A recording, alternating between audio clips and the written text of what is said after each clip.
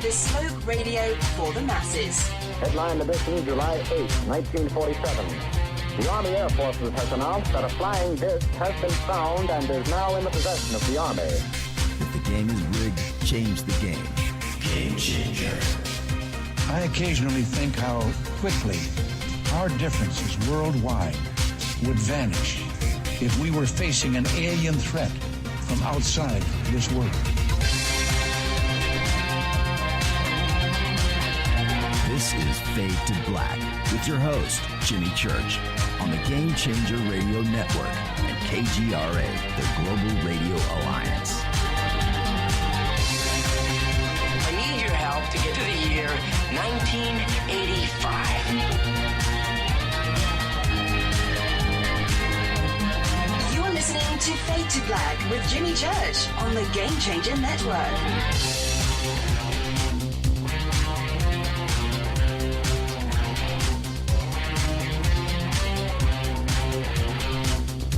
Good evening. Fade to Black. Bespoke Radio. For the masses. Yeah, man. How you doing? How you doing? Today's Wednesday, December 2nd, 2020.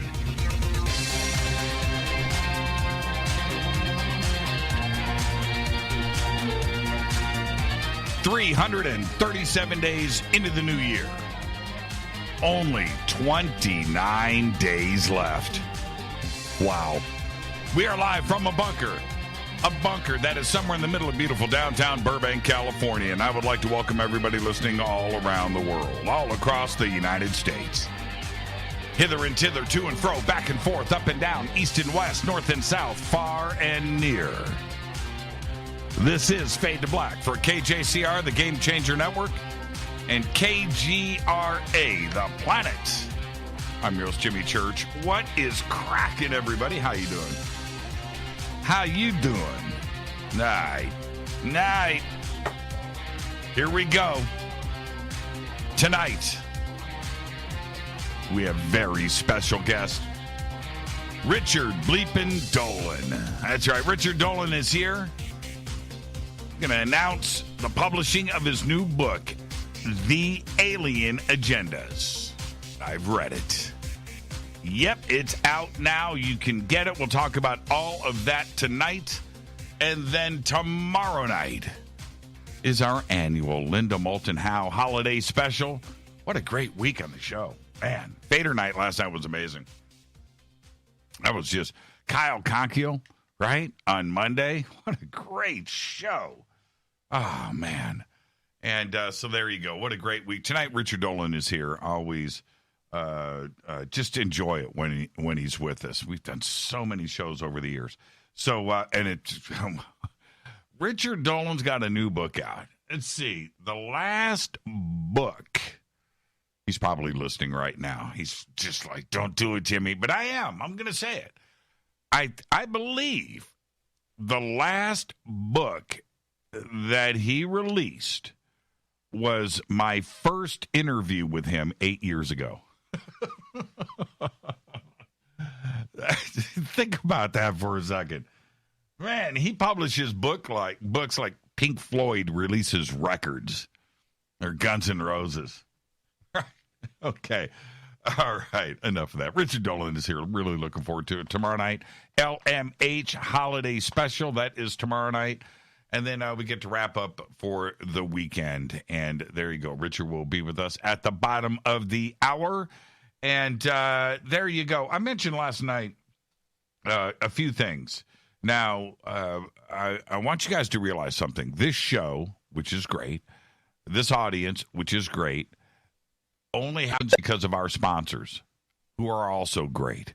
And I need you to visit all of our sponsors. Go over to jimmychurchradio.com. Just go down. Just click on all of the ads, all of the banners. Go and shop. Go and do it. Because that's how this show runs. Get the tea. River Moon Coffee, right? Einstein the Crystal Skulls. Billy Carson. Just go. Hoffman's Optics. Go and visit everybody that had just click. right? Virtual Shield VPN. Go and click on everything. There's more. If you hear a commercial playing during the show, go and visit their website. Go and check it out. Okay? We have sponsors, and then we have advertisers. Our sponsors that sponsor this show, their advertising is over at jimmychurchradio.com. So go and do that. Please go and visit everyone. All right. Follow me on Twitter at jchurchradio. That's what you want to do. Start right there. And let's see. What's going on over Twitter? Did you guys see Awakening Man? He built his own monolith and popped it up in the middle of his town up there, a Tascadero. Called the news. There's a monolith in my backyard. Yeah. Check out the pics. It's pretty cool, pretty amazing. What's the? Is that Channel 3 News? Oh, that's a fake news channel. Is there a Channel 3? Isn't that fake? Isn't Channel 3 like for TV, right? Or Channel 1 News? Is there a Channel 3? Maybe in a Tascadero. There you go. But there it is. There it is, right there. And Eric, you got a nice backyard. That's pretty cool. So the local news showed up. Did they interview you? Everybody, you can go and check it out right now. I posted it up in Twitter. I said, how long did it take you to build that thing, man, before you called the news? He's like, 2 days. 2 days. All right. So, go and check that out. Follow me on Twitter at jchurchradio. Hashtag F2B is the sandbox. And, of course, we have 2 chat rooms, one over at Spreaker. Hello, Corolla. There's Bogey. How you doing? There's somebody called 420. I would have never guessed. There's somebody in the chat room named 420 on this show. Wow. Going downhill, man. Going downhill. But everybody is hanging out, so you can go over to the chat rooms, one at Spreaker, one over at KGRA The Planet. Hello to everybody on YouTube, Facebook, and the Bunker Cam. All right. I think we're on UBN. Anybody that's watching over on the United Broadcasting Network, right? Are we on UBN tonight? Right? Somebody tweet me. Go over to UBN and see if we're on the air. Tony Sweet. My man. All right. Let's see where I'm at. Email is Jimmy at jimmychurchradio.com. Let's get to the breaking news. Got a lot of it today. Holy crap. Barack Obama. Barack.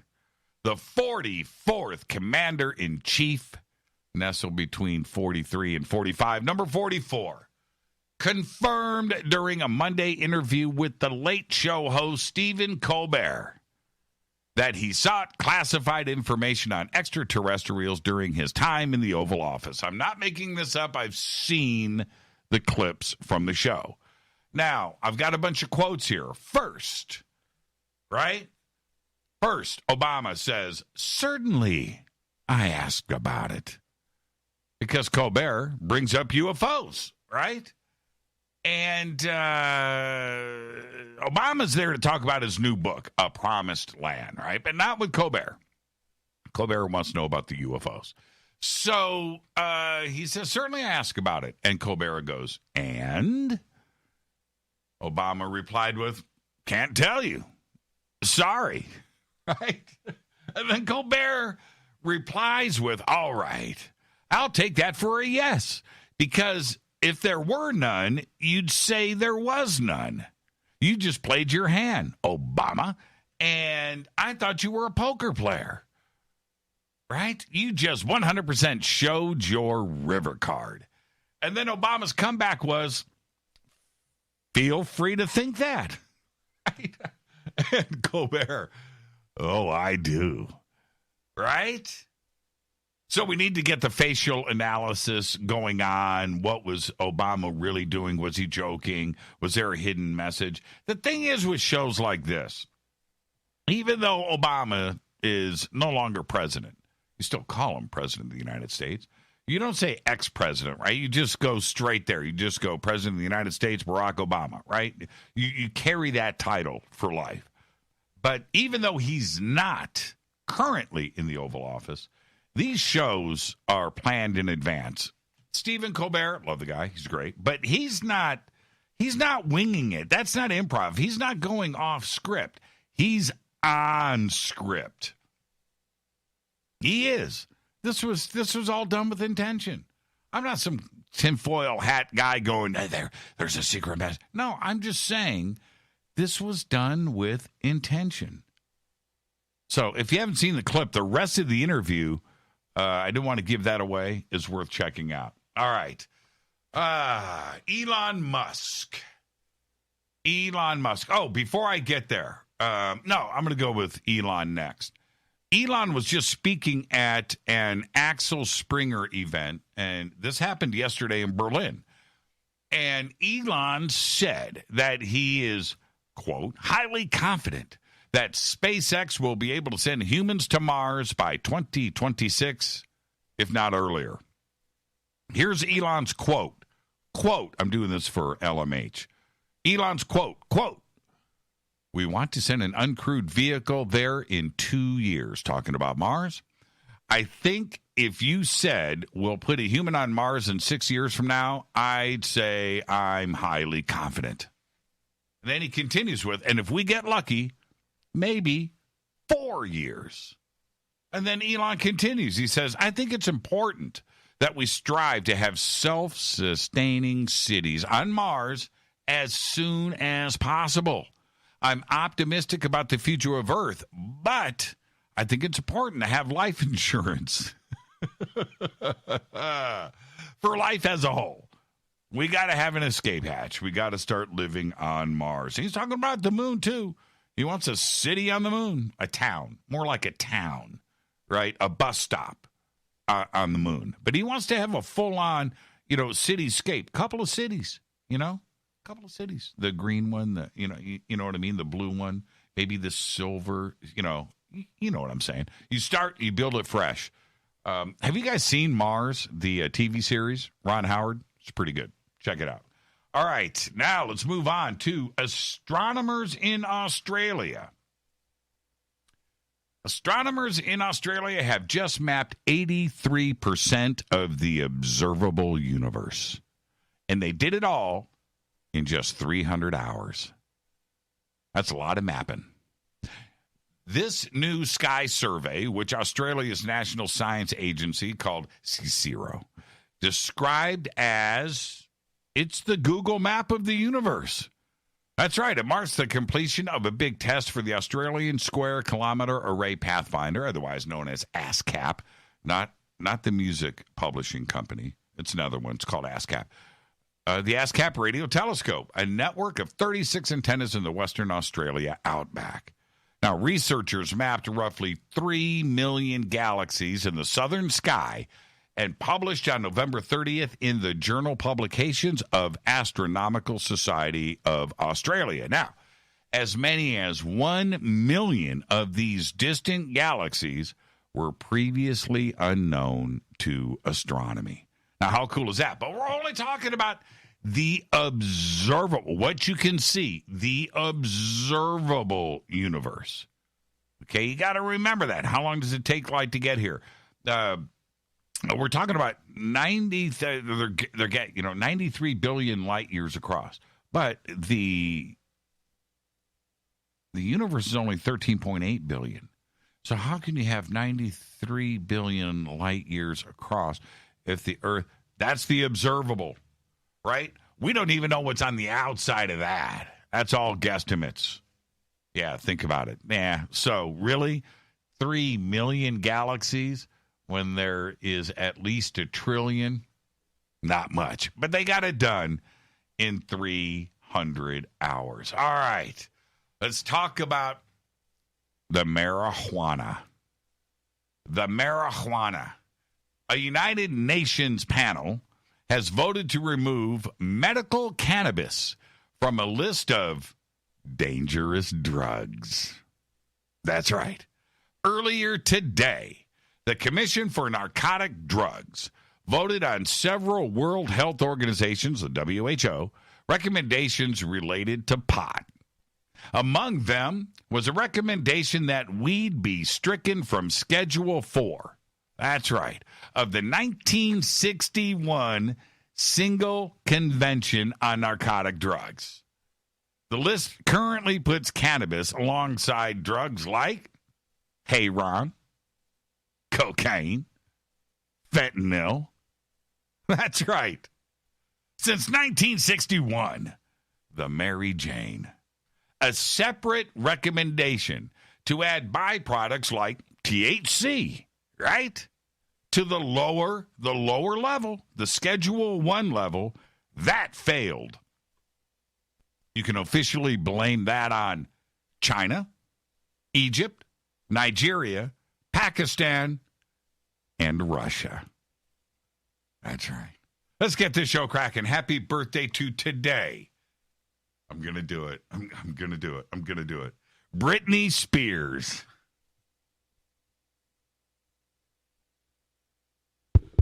This thing on. Britney Spears today is 39. She's been 39 for like 10 years, but let's just stick to it. Today, Britney Spears is 39. Nelly Furtado. Today, name one Nelly Furtado song. Nelly Furtado today is 42. Def Leppard OG bassist Rick Savage today is 60. I was probably 16. The math checks out because I'm 57, right? I was 16 years old. I saw Blizzard of Oz with Randy Rhoads at the Circle Theater in Indianapolis, 1980. Right? 1980. Wasn't even 81. 1980. And I believe everybody in Def Leppard that opened for Ozzy on that show, it was like 300 people there, by the way. Everybody in Def Leppard was like 18. And he's 60. And it just makes sense. I'm 57. You start doing the math. I'm like, wow. I guess so. Rick Savage is 60 years old. I cannot believe it. We were both teenagers together for a moment at the Circle Theater. All right. Spears, 39. Yeah, Jack Benny was 39 for a long time. I know. I'm with that. Nelly Furtado, I'm Like a Bird. Man-Eater, the Donkey song. Very good, Brandon. I remember the I'm Like a Bird. Yeah, that's the one that I remember. That's right. This one is at the House of Representatives. Is that a Nelly Furtado song? Could be. That's from John Frankie Four Fingers. Okay, where am I at? Let's see. Nelly Furtado. Our dead guy's birthday today. Razzle, 1969 to 1984, died at the age of 24. Of course, Razzle was the English drummer of the Finnish band Hanoi Rocks from 1982 until his death. In late 1984, Hanoi Rocks was on their first American tour. Frontman Michael Monroe fractured an ankle, so the band had to skip a few gigs, and they took a break right here in Los Angeles, California. During that break, Motley Crue singer Vince Neil invited the band to visit his home in Redondo Beach, California. Neil and Razzle, both drunk, went to a nearby liquor store in Neil's Pantera, with Neil driving. On the way back, they crashed into another car. Razzle was rushed to the hospital and pronounced dead. He died instantly in the collision. And the rock world changed that day. Hanoi Rocks, well, still is. Michael Monroe, that was a band. Happy birthday, Razzle. On this day in history, 1942, physicist Enrico Fermi produces the first nuclear chain reaction in his laboratory beneath the bleachers of Stagg Field at the University of Chicago. On this day, OTD. Fader fact. North Korea only uses its own smartphones on their own government network. no internet. Users have to download apps at a government-owned store. That's right, where they can only get government apps on their Chinese-made iPhone knockoffs. And that's your fader fact. They don't even know that the internet exists. Can you imagine? Right? I mean, so closed down in North Korea. So closed down that you don't even know. You don't know about Facebook. You probably never even heard a rumor about Facebook. You don't know about Twitter. You don't know about the internet. You don't know about Google. You don't know nothing, right? And you think it's cool that you got this cell phone and you can go down and get these things, apps that the government makes for you, you know, to track you and stuff. And you think how fantastical that is, but you have no idea.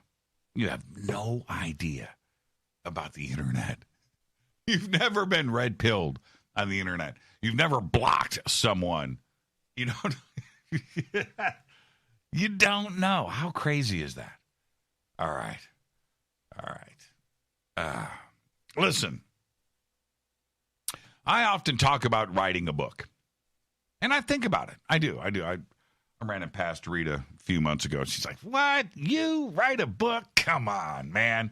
And I'm brought back down to level, back down to earth. But after reading Richard Dolan's new book, The Alien Agendas, it makes me think that maybe I should actually get serious about it, because Richard's a great writer. It's a great book, and you just start reading that, and you're like, man, I got something to say, right? And I've got so much respect for anyone who pulls it off, because so much time goes into publishing, the research, the editing, and, the time that you have to actually sit typing, right? It's a huge project. I don't know how they pull it off. But here's the deal. A book about my life, I guess, that would be boring. Not much there, really. Nobody gives a crap, right? Okay, so what would I write about? It feels like there is something there.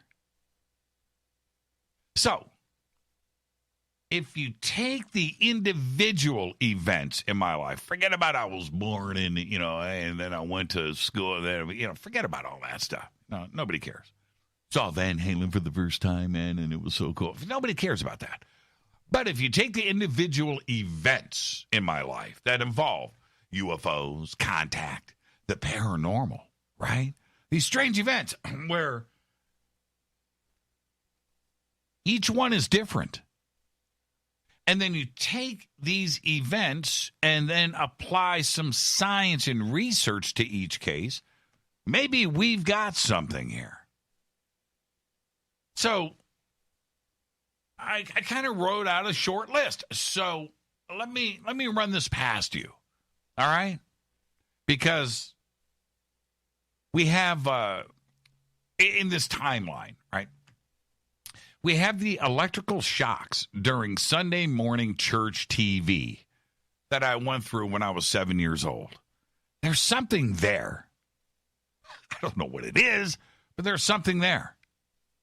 And then we have the Zeppelin, right, when I was 9, the Zeppelin event. There's something there. That has nothing to do. Do they relate? I don't know. Maybe. I don't know.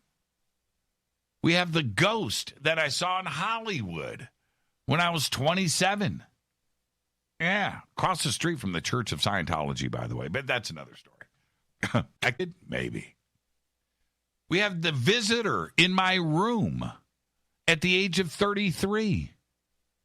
Connected? I don't know. We have the black triangle in Monterey. I got a picture of that, man. I got a picture of it. And that's when I was 35.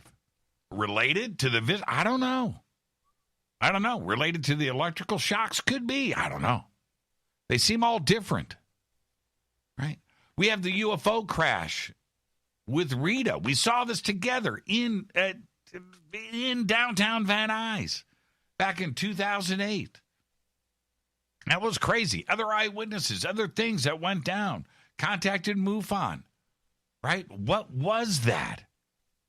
had nothing to do with the Black Triangle, right? The visitor in my room, or the ghost in Hollywood, or the Zeppelin when I was 9, or the electrical shock. These are all individual events. Then you can even jump forward and go, hey, what about the green chrome ball? What's going on with that? Maybe people need to know this stuff, man. Maybe there's something there. Those aren't related. They're not. They're just not related. And then what about the Bigfoot prints? The Bigfoot footprints, the big feet footprints. I don't know how to say that. What about that? Those aren't related, or are they? I don't know. Then we have the beer can. And what's really strange, so, I mean, is that a book? You see, each situation is just different from the other. They're not the same. Strange, right? All in one life? That's kind of crazy. It's almost unbelievable. Thank goodness, pretty much, except for the Zeppelin and the electrical shocks. But pretty much everybody, there was somebody with me. There were other witnesses. There were people that can back this stuff up. That's cool. But is there enough here? Is that a book? And bring in experts and maybe some analysis. Because I read Richard's book today. And I got to tell you, I want a book like Richard. I want that respect. Book is good. It's good. It inspired me. And I don't know. Maybe there's something there. Maybe not. I've told the story so much, but that's here on the air. You know, is there a way to go deeper with all of this? I'll throw it out there to you guys. Do you think there is enough there? Right? All right. So as you challenged her, did you get docked? Is that to me? I have no idea. This is Fade to Black. I am your host, Jimmy Church. Tonight, the one and only Richard Bleepin' Dolan. The new book is out. It is called The Alien Agendas, plural. I'll be right back after this short break. I'm your host, Jimmy Church, on the Game Changer Network and KGRA. The Planet. Follow me on Twitter at JChurchRadio. You can follow Rich Dolan on Twitter. That's right, Rich, not Richard. Rich Dolan. I'll be right back after this short break. Stay with us.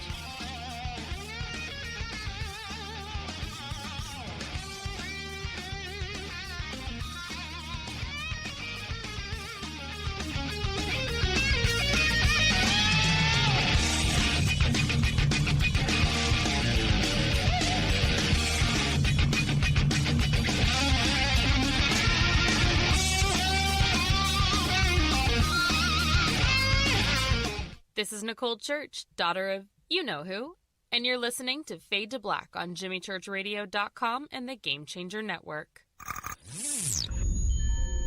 You're listening to Jimmy Church, Fade to Black. Fade to Black will now pause for alien identification. The station that talks the net. KGRA Radio.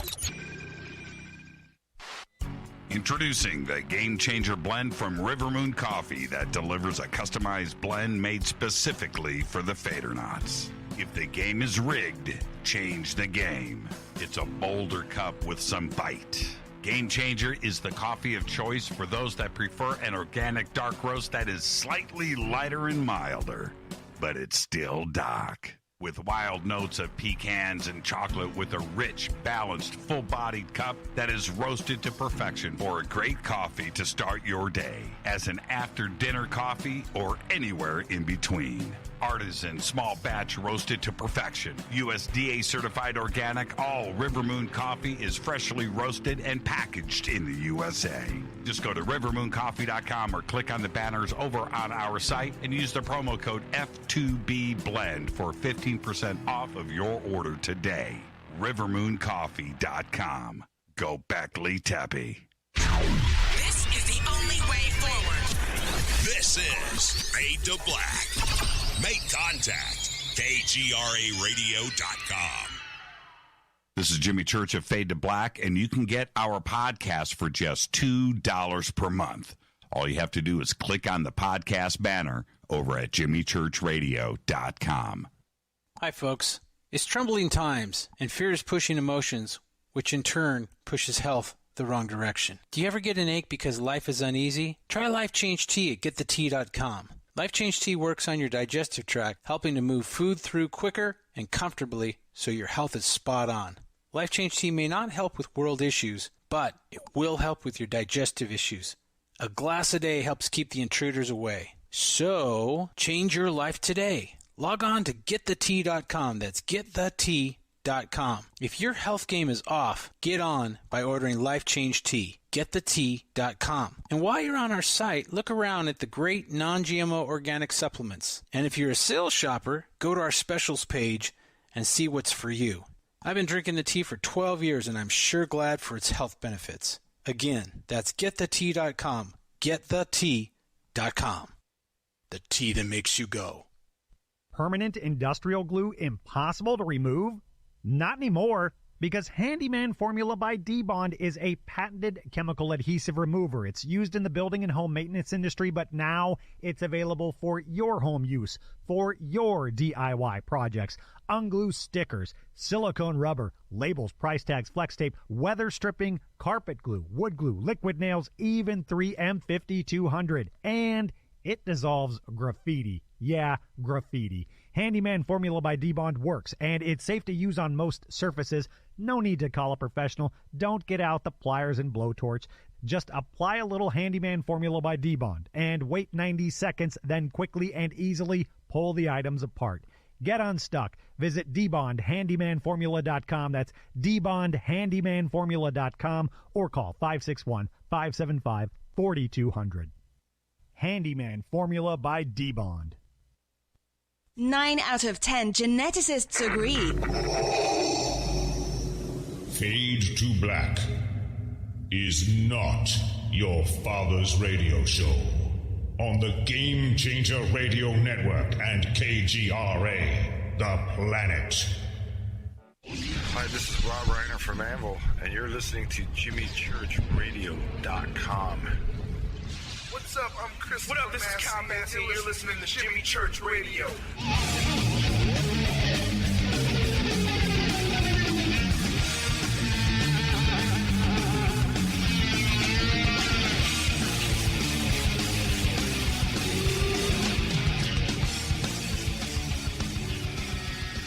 Welcome back, Fade to Black. I got to get ready. Richard Dolan is here. I got to stretch, do some aerobics.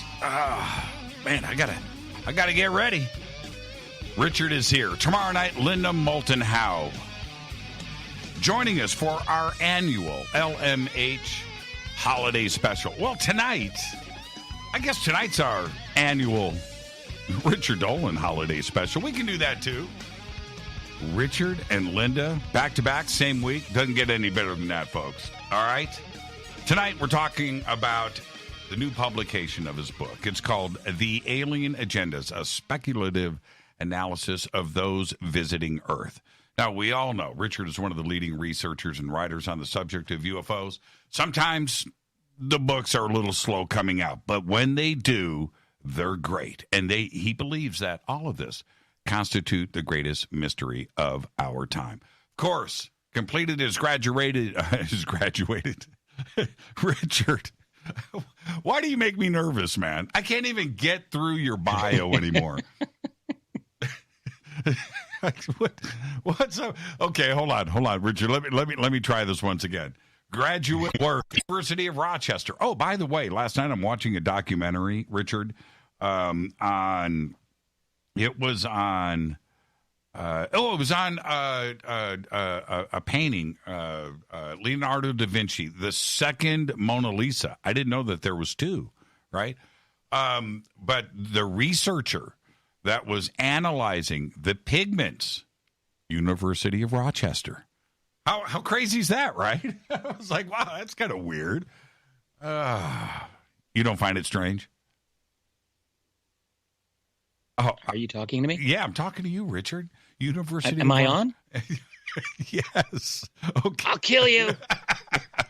Oh, this is great. Anyway, U.S. I honestly had no idea that I was live with you. Yes, you are live right now. And this is, you know, look, what? First of all, we got to give you a new introduction to read because that's just getting old. Yeah, well, you know what? But see, the thing is, everybody knows the introduction, right? It's true. It's like the standard, you roll it out. Yeah, you know, if I write it myself, this is the thing. Let's say you presented and I did a little edit and we trimmed up. You know what Twitter's going to do? Oh, they got a new intro for Richard. Well, here's the thing. Like, I've actually written out a bunch of super short, concise intros. I'm just going to give you one.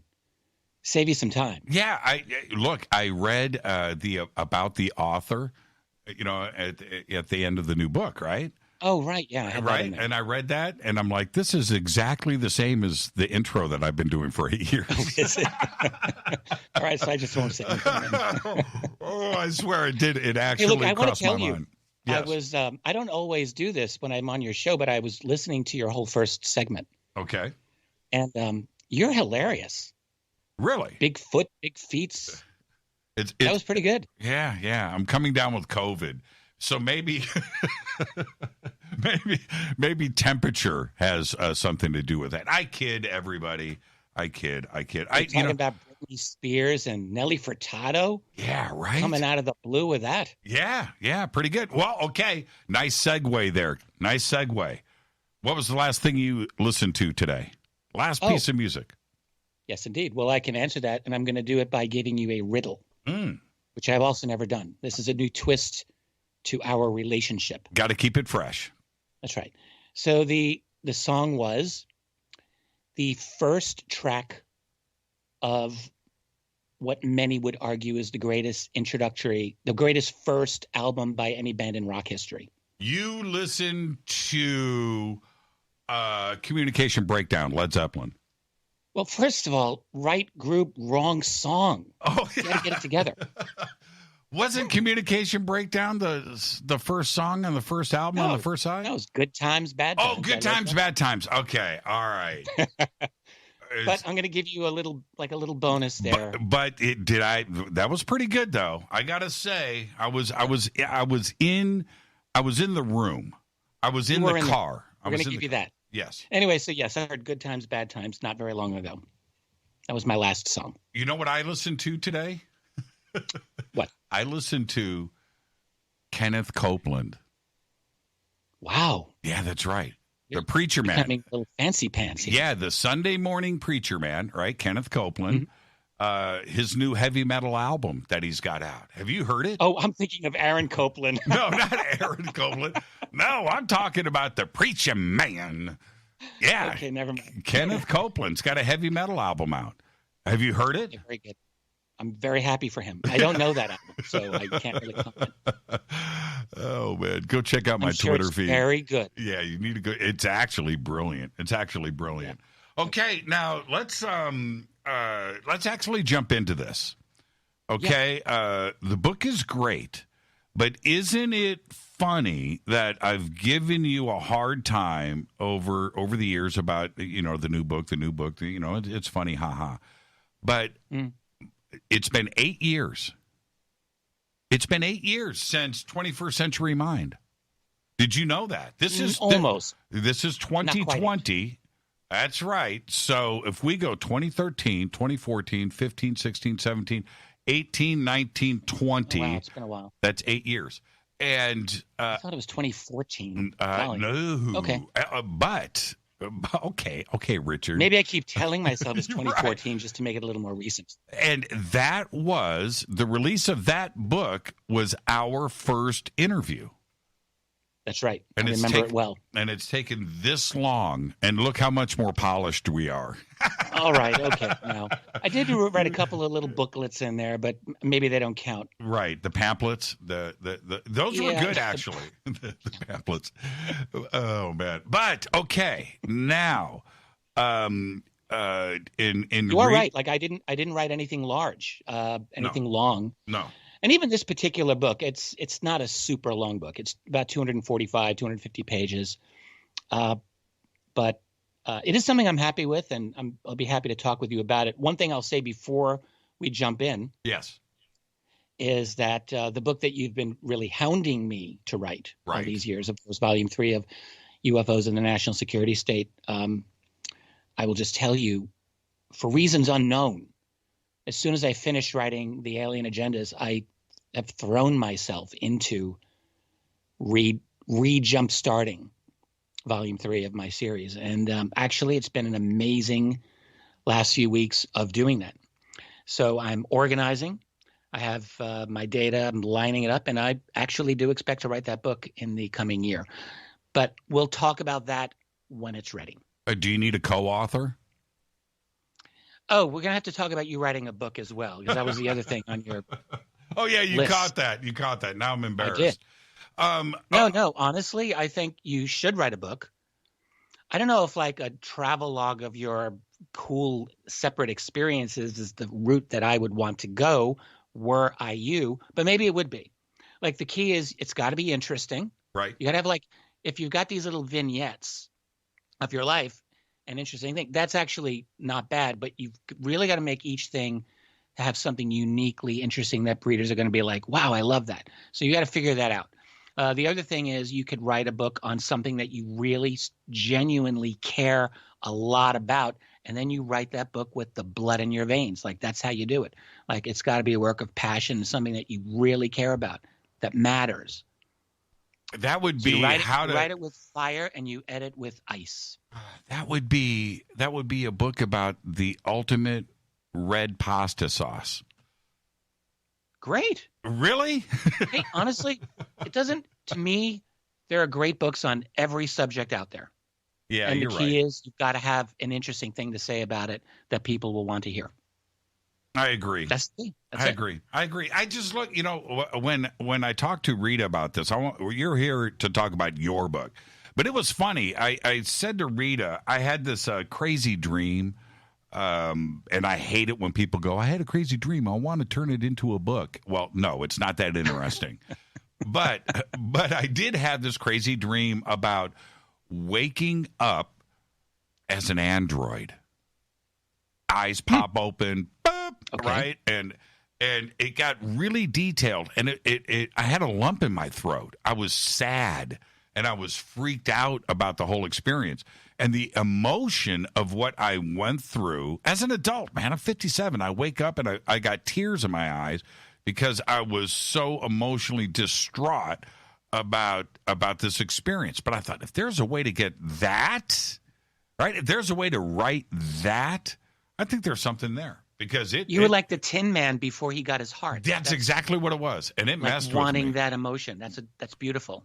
Now, that's making me cry. Well, see, and there was an element to this book that, as I was reading it, Richard, I'm gonna okay.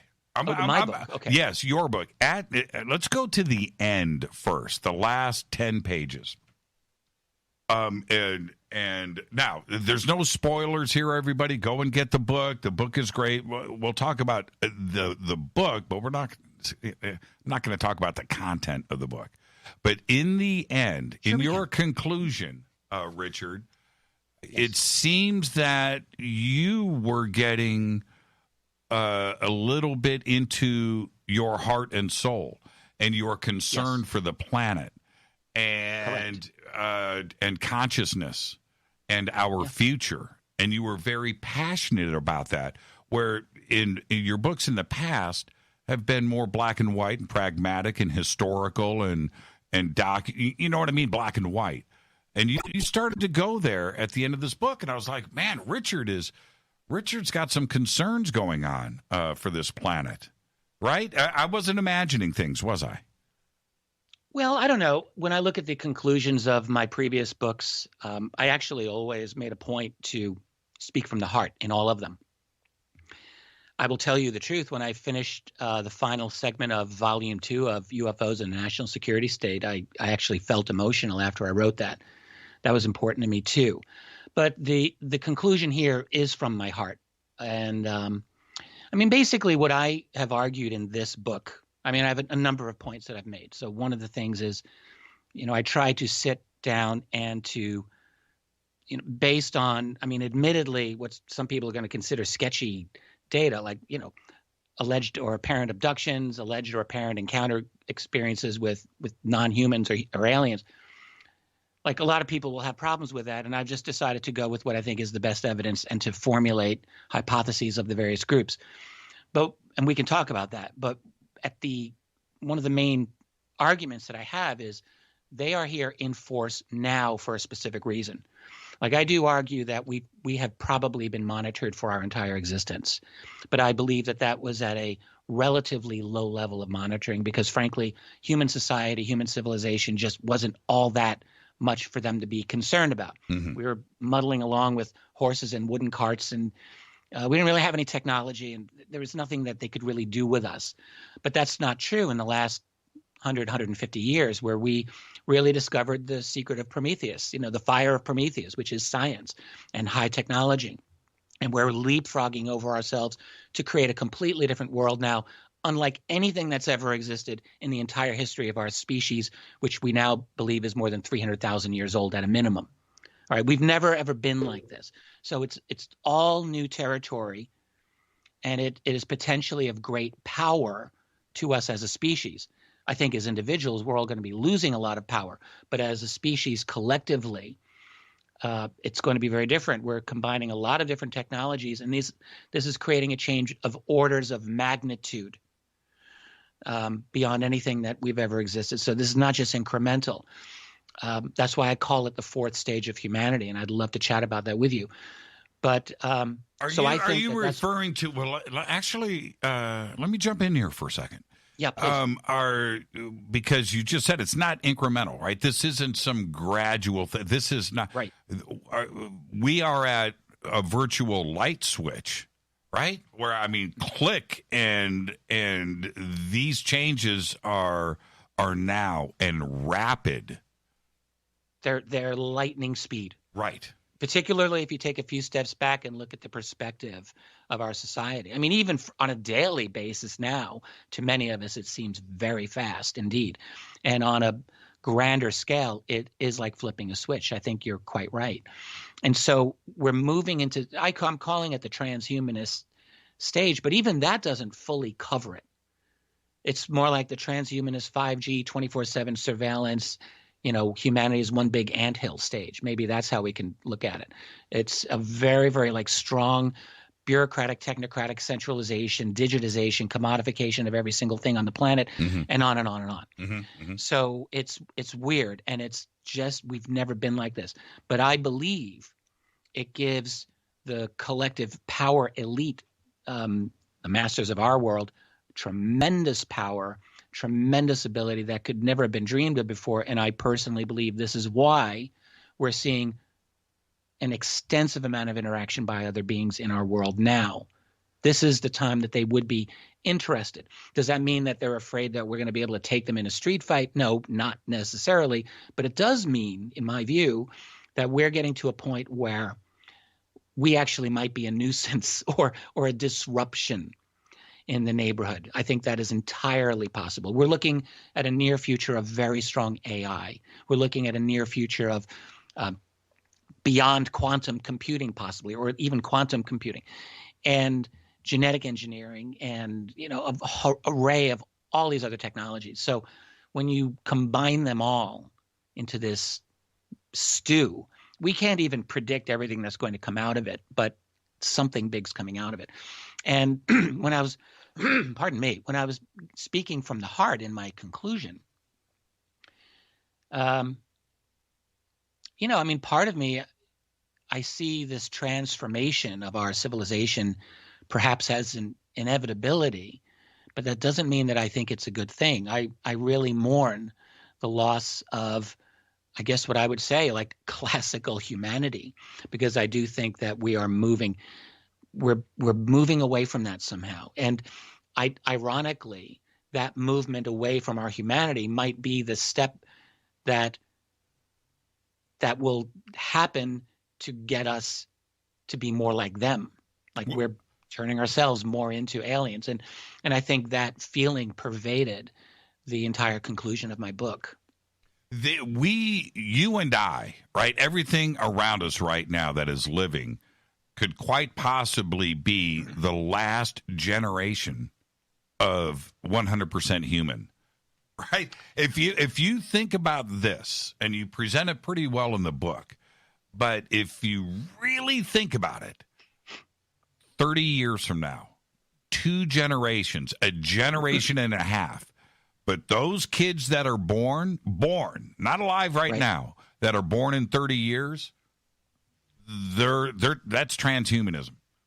They are going to have stuff at birth injected, right? Placed, implanted at birth. Yes. Yeah, I think that's exactly right. And it won't even, I mean, the transhumanism is part of what we're all looking at.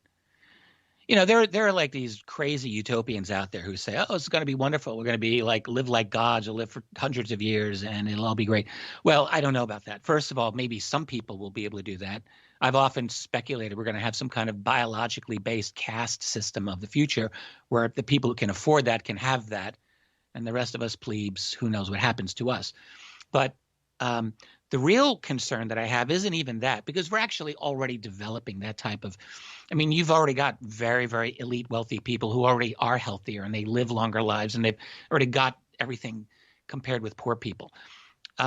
What I'm concerned about is the dramatic technological transformation of our society is within even the space of the last 5, let's even say 10 years, transformed our society into an overtly vast control system, the likes of which, like, we could all see this coming 10 years ago. I could. I talked about it. I had lectures about it. I wrote about it. It's not that I couldn't see it, but I must say that I am astonished by the swiftness that we've seen in the last few years, looking at big tech, social media control, propaganda, overt propaganda, and deplatforming, which I think you were talking about in your opening segment. This, in other words, the movement to become just like China, honestly, you know, where they've got the social credit system. China has a genius totalitarian system that is vastly more brilliant than any that's ever been attempted. And with the social credit system that they've got, they've effectively terrorized their entire population into compliance. And I think that we're seeing that. You've got all the Western elites. They love China. They admire China. And they have to modulate how they express that admiration, but it's very clear that they do. And you can just see we're maybe a decade behind the Chinese at the most nowadays. Yeah, they're in 30 years. I mean, there isn't another way to look at this. And I don't care about, I'm not concerned with, I should say, what part of society you're from, right? If you're in a garbage dump in Brazil, right, begging, or, you know, digging for food, or you run a hedge fund. It doesn't matter. 30 years from now, every human is going to be monitored, right? It's just your location, your status, your health. Everything is going to be there, locked onto the internet. There isn't another way for the future to be. It's not going to be the opposite of that, for sure. No, right. And I mean, we're already all being monitored. We all know that. But more elements of our lives are going to be monitored. So with digital currency, for example, we're getting away from my book, but that's okay. Digital currencies on the route, which will monitor every single transaction that you make. And it'll be instantly available to, you know, whatever authorities are deemed they're able to look at it. And movement, of course, GPS, obviously, and facial rec, voice recognition, all of that. That's all on the table. It's all happening now, and it'll be more and more pervasive. But this is your book. If you take a really close analysis of this, one of the things that you clearly state is that this is what we're going through. E.T. knows this. Yes. They've gone through it too. And where we are at our stage, they are closely watching all of it, and they are waiting for that switch to flip. Because at that point, we're going to be sort of at their level. We're not there yet, right? And also, yes, I agree with that. And also, not just to see where we are at. I think that might be the case with some of them. And of course, I'm just speculating here, but also based on whatever evidence that we're able to pull together on this, I don't think it's impossible at all that there would be at least one group that would be wanting to influence that transformation, or at least make sure that it goes the way they want it to go. So I think that, if you're a counterintelligence officer on behalf of humanity and planet Earth, you would have to look into the possibility and perhaps likelihood that at least one of those groups would be infiltrating your society to manage that process to their benefit. If there's an advanced... Easy as that might sound to someone who doesn't study this, but I think that's really possible. And I think the point that you're making here is that an advanced civilization, right, that is looking at us and watching us shoot each other with bullets, right, on our own planet, right, killing each other, that is not what is going on their planet, right? They're not battling their neighbors, right? They've moved on from that. They have achieved centralized totalitarian control over their society, undoubtedly. And I'm assuming they are waiting for that to happen on our world. And how do we, in 60 seconds, and then we'll pick this up when we come back. Yeah. How do we achieve that? Do we go to the Ronald Reagan speech at the United Nations, right, and go, okay, well, maybe it's going to take this, but how do we take that step? Well, I don't know that I want us to take that step. So first of all, let me just get that out of the way. But I do think that we're moving toward an inevitability of globalized, centralized control. So it's going to happen. If I had the ability to control the future, I don't know that I would want that to be the case. In fact, I wouldn't. But I just think that they are looking at us. I think that all the evidence of their society seems to point to the fact that they have totalitarian control over their own people. You really do get that with all the encounters. And I think that that's undoubtedly what they're expecting from us. Yeah, but I'm not necessarily referring to totalitarian control. I'm referring to the killing of your brothers. How do we get to the point of just being earthlings instead of, you know what I mean, Islam and religion? I mean, they're really not all that different. You would require a strong centralized authority that has the ability to work out the issues, and they would have to have a monopoly of violence, of legal violence, which is what all nations do. When the United States formed of the disparate states, the states had to give up some authority. They weren't allowed to declare war on each other and things like that. They couldn't have their own foreign policy. So you have to have centralized control, and the definition of a state, one definition, is that it is the repository of legal violence. Right. Like they're allowed. And so if you want to avoid war among people, among nations, rather, the only way to do it would be to have a centralized global authority that has a monopoly of violence. Otherwise, right. Can you have a centralized monopoly with unicorns and rainbows? That's a good question. I don't believe so, no. Right. I don't believe so. I think that because you want unicorns and rainbows, you need freedom. People have to have the ability to make their own decisions about their lives to at least some significant degree. They have to have the ability to disagree with each other as well, because any free society is going to have arguments. That's the whole point. This is in our society today. We have Democrats and Republicans trying to kill each other. But if you're going to have a free society, you therefore must realize that other people are not going to agree with you or even like you, but that the agreement has to be that you're not going to kill each other. Right. That's the thing. But any free society is going to have different points of view and different interests. Let's take our break. Not all regions in the world are going to have the same interests. That's right. And that's what makes us great, right? That we are different. I mean, I love fighting with Richard. It's the best argument ever. Let's take our break right here. This is Fade to Black. I am your host, Jimmy Church. Tonight, Richard Dolan is here. We are talking about his new book, The Alien Agendas, a speculative analysis of those visiting Earth. More with Richard after this short break. Stay with us.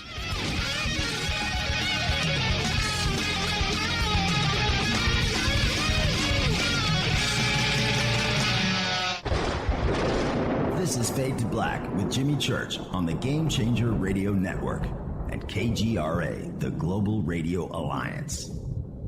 This is KGRA Digital Broadcasting Station, Salt Lake City, Utah, Van Buren, Arkansas, Hello, my name is Billy Carson, and I am a best-selling author and the founder of ForbiddenKnowledge.tv. Together with my team, we have built an all-new conscious streaming TV platform designed with every family member in mind.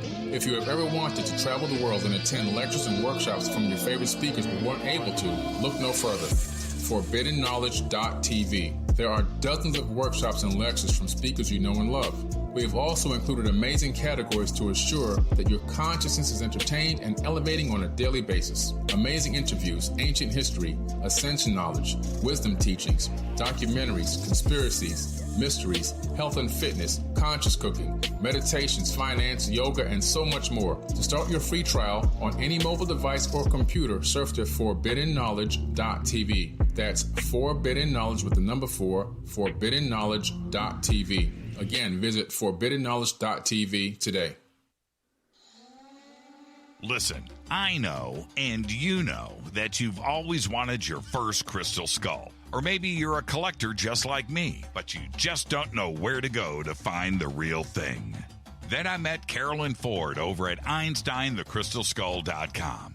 Carolyn is the guardian of Einstein, one of the most respected ancient crystal skulls in the world. All of her unique skulls have been imprinted sitting with Einstein in his sacred lodge and are carved from the finest gemstone and materials.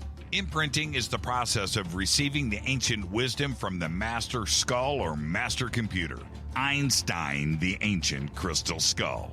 To see Carolyn's current collection of crystal skulls, just visit her store at EinsteinTheCrystalSkull.com or click on the banner over on our site. Don't forget to use the promo code Jimmy at checkout to receive 10% off of your order today. That's promo code Jimmy. Finding your first or next crystal skull is easy. Just visit EinsteinTheCrystalSkull.com. When you take the beans from Central America with dashes of Indonesian and African mixed in and then roast it to the dark side of fade to black, you create the ultimate brew of fringe. Introducing the Fade to Black blend from River Moon Coffee. Yes, River Moon's darkest customized roast was created for the love of Fade to Black. The alchemy of masterful roasting and smoking the beans is in every sip of this full-bodied, dark Java. I need my coffee dark, deep, with distinct bittersweet chocolate highlights, just like the bunker. Leaning further into the darkness of the roast is Fade to Black blend from River Moon Coffee. Just click on the banner at jimmychurchradio.com and use the promo code F2BBLEND for 15% off of your order today. Go Beckley Teppy. Hello, I'm Kat Deely, and you're listening to my main man, Jimmy Church, on jimmychurchradio.com. Hi, this is Ray Hobbs here, repping the planet, and you're listening to my good friend, Jimmy Church, Fade to Black, on the Game Changer Network and the KGRA Digital Broadcast Station. This is Toby Kebbell. You're listening to jimmychurchradio.com. Don't hurt me, Jimmy. I'm only little. Hey, I'm Adrian Grenier. And this is Ari Gold. We're the Honey Brothers. We are of the Honey Brothers. Hey, I'm Adrian Grenier. And I'm Ari Gold. We're the Honey Brothers. And you're listening to Jimmy Church. The Revolution. This is Jimmy Church of Fade Black, and you can become an official Fadernaut by just going to our membership section at jimmychurchradio.com. Hello, this is Serena Wright-Taylor from Conscious Life Expo, and you're listening to Fade to Black with Jimmy Church, who holds the Lucky Pony record for the best astrological chart since 1963. True story.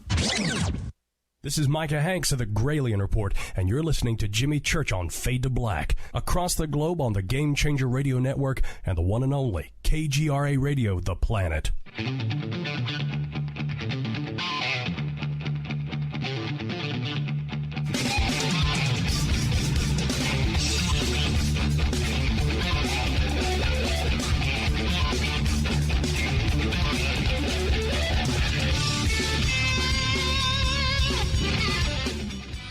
Welcome back. Fade to Black. I'm your host, Jimmy Church. Tonight, Richard Dolan is here.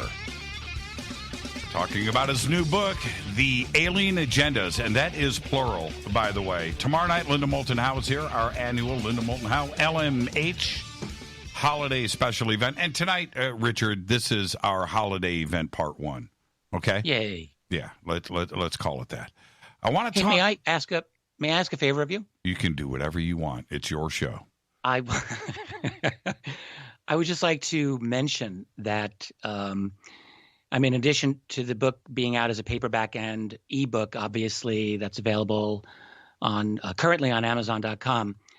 We're in the process of having an audiobook finished, and I'm not reading it. I know some people would like me to do that, but they have to understand it's just too much work for me. We have an outstanding reader of this book.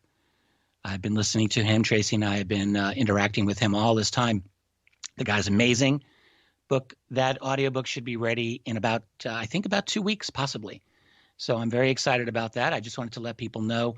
And also we are looking at a couple or at least one other significant platform by which we will be selling our book. If people don't want to go through Amazon, we get it. And Tracy and I are setting up a method for that. So more on that to come when we have it, but we are definitely moving to do that. Thank you for that. Yeah, absolutely. I was very excited to see last week. It was number 1. It was number 1 on Amazon for UFO. Is it still there? I didn't check today. I don't know. I did see that. I was like, wow, that's pretty neat. Yeah. Pretty cool. I don't think that's happened to me before. So. There's some pretty good books. Number 2, 3, 4, 5, 6, right? And blank my blank is what I'm saying. Now, can I talk to you about how you wrote it, actually? Yes. And there is, I'm going to throw this idea out there and tell me if I'm right or wrong, okay? But when you look at the flow, when you start with chapter 1, right, and you've got it all broken down, you've got it's just not the title of the chapter. You've got the elements of the chapter there, right? Okay, so chapter 1. And then the same thing with chapter 2, and there's a flow. There is a flow that is going on. You get to chapter 3. Did you lay this out in advance, the subjects, yes. and then just let it rip? No, I always, anytime I've got a significant writing project, it's always mapped out. I always map it out. So I flowchart it. It's like a series of ideas. Now, that can and does change during the process of writing. Like, it doesn't always end up exactly the way that I formulated it first. But no, I've got very specific ideas about how I like to write anything, any kind of book. And to me, it's a matter of knowing my word counts, like knowing what the length is going to be, what I'm shooting for, which actually didn't happen in this book. It just kept getting longer. But there's always a sense of organization and what I want to work with. In this particular book, it was mostly as I described, but there was actually a little bit more of an organic flow, actually, now that I think of it. So I was adding things as I was thinking of them in certain cases. Yeah, but I would say overall it was organized before I started. I felt it. I felt it in the way that it was written, and the way that it flowed. I thought to myself, there's an organic quality here. It just flows, and it seems that you laid out your map and then just wrote, because it flows. Everything flows into the next subject very smoothly, almost like we're doing this show. Right? It's got that feel to it. Next, well, thank you for that, but I must say that I did have a general organization in my mind when I set out to do this. But there was a lot of organic elements of writing this book. That's definitely true. Now, and it flowed out. Actually, this was a faster book for me to write than anything else I've ever done. So I think maybe you might be feeling some of that as well. And there is another zone here. Now let's go ahead. Let's get a little uncomfortable. Which is this? I've read all of your stuff, and this book is different, and it's different for a lot of different reasons. It's different in its writing style. It's very personal. But second, it's the content, where you have discussed some of this stuff in the past lightly. You've written about some of it in the past. The majority of this, for the Richard Dolan fans out there, are going to be a little bit surprised about some of the areas that you went into, aren't they? Absolutely. And a lot of it, I'm just going to tell you and listeners right now, I'm taking a big chance on some of the things that I've written about. And I can very well be wrong about any number or many number of things that are in this book. So this is why I call it a speculative analysis. I'm not pretending here that I've got definitive answers. What I've set out to do, however, is, my previous work has always been very historically factual. I've tried to be extremely accurate. I've tried not to speculate too much into areas where there's just not enough facts to work with. Mm-hmm. And this is a different kind of a book. And I came to this actually came out of an online lecture that I gave last June, which was called An Executive Briefing, The Alien Agendas. That was the germ of this book. And what I wanted to do then and now is I said to myself, look, I've studied this subject for several decades now. I've looked at a lot of the facts. I have studied a great deal of encounter cases, even though I hadn't always written about them. I've known them very, very well. And I thought it's really time for me to try my hand at looking at the biggest of the big pictures.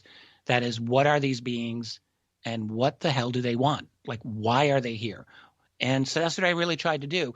But I didn't want to push the reader into one conclusion or another. What I really tried to do is to look at the data that I think is the best data and to organize the book accordingly. And one of the big surprises, that came to me when I was doing all of this was finally, ultimately recognizing something that I had pushed away for so long, which is how many UFO occupant cases, how many of these occupants look totally human. Like, that's just something it's an uncomfortable thing, it seems to me, that a lot of UFO researchers, they're aware of it, but they sometimes, some of them will skirt it. Other people won't. But the fact is that there are a large number of cases, historically and current, in which people will say, I was brought to a craft. The people running this were totally human looking. Like, you get that again and again. Now, it is also true that there are more cases of people encountering gray aliens, whether short or tall. But right behind them are humans. And then you get other types. You get, some smaller number of reptilian claims and insect or mantid cases, and then what I sometimes call the kitchen sink, which is a small number of just this totally bizarre variety of a lot of things. But the human occupants is, I was looking at this, and at some point I just thought it would be dishonest intellectually of me to avoid this, because something is going on. Now, we can say, well, maybe it's black budget, classified tech, the Germans after the war, whatever.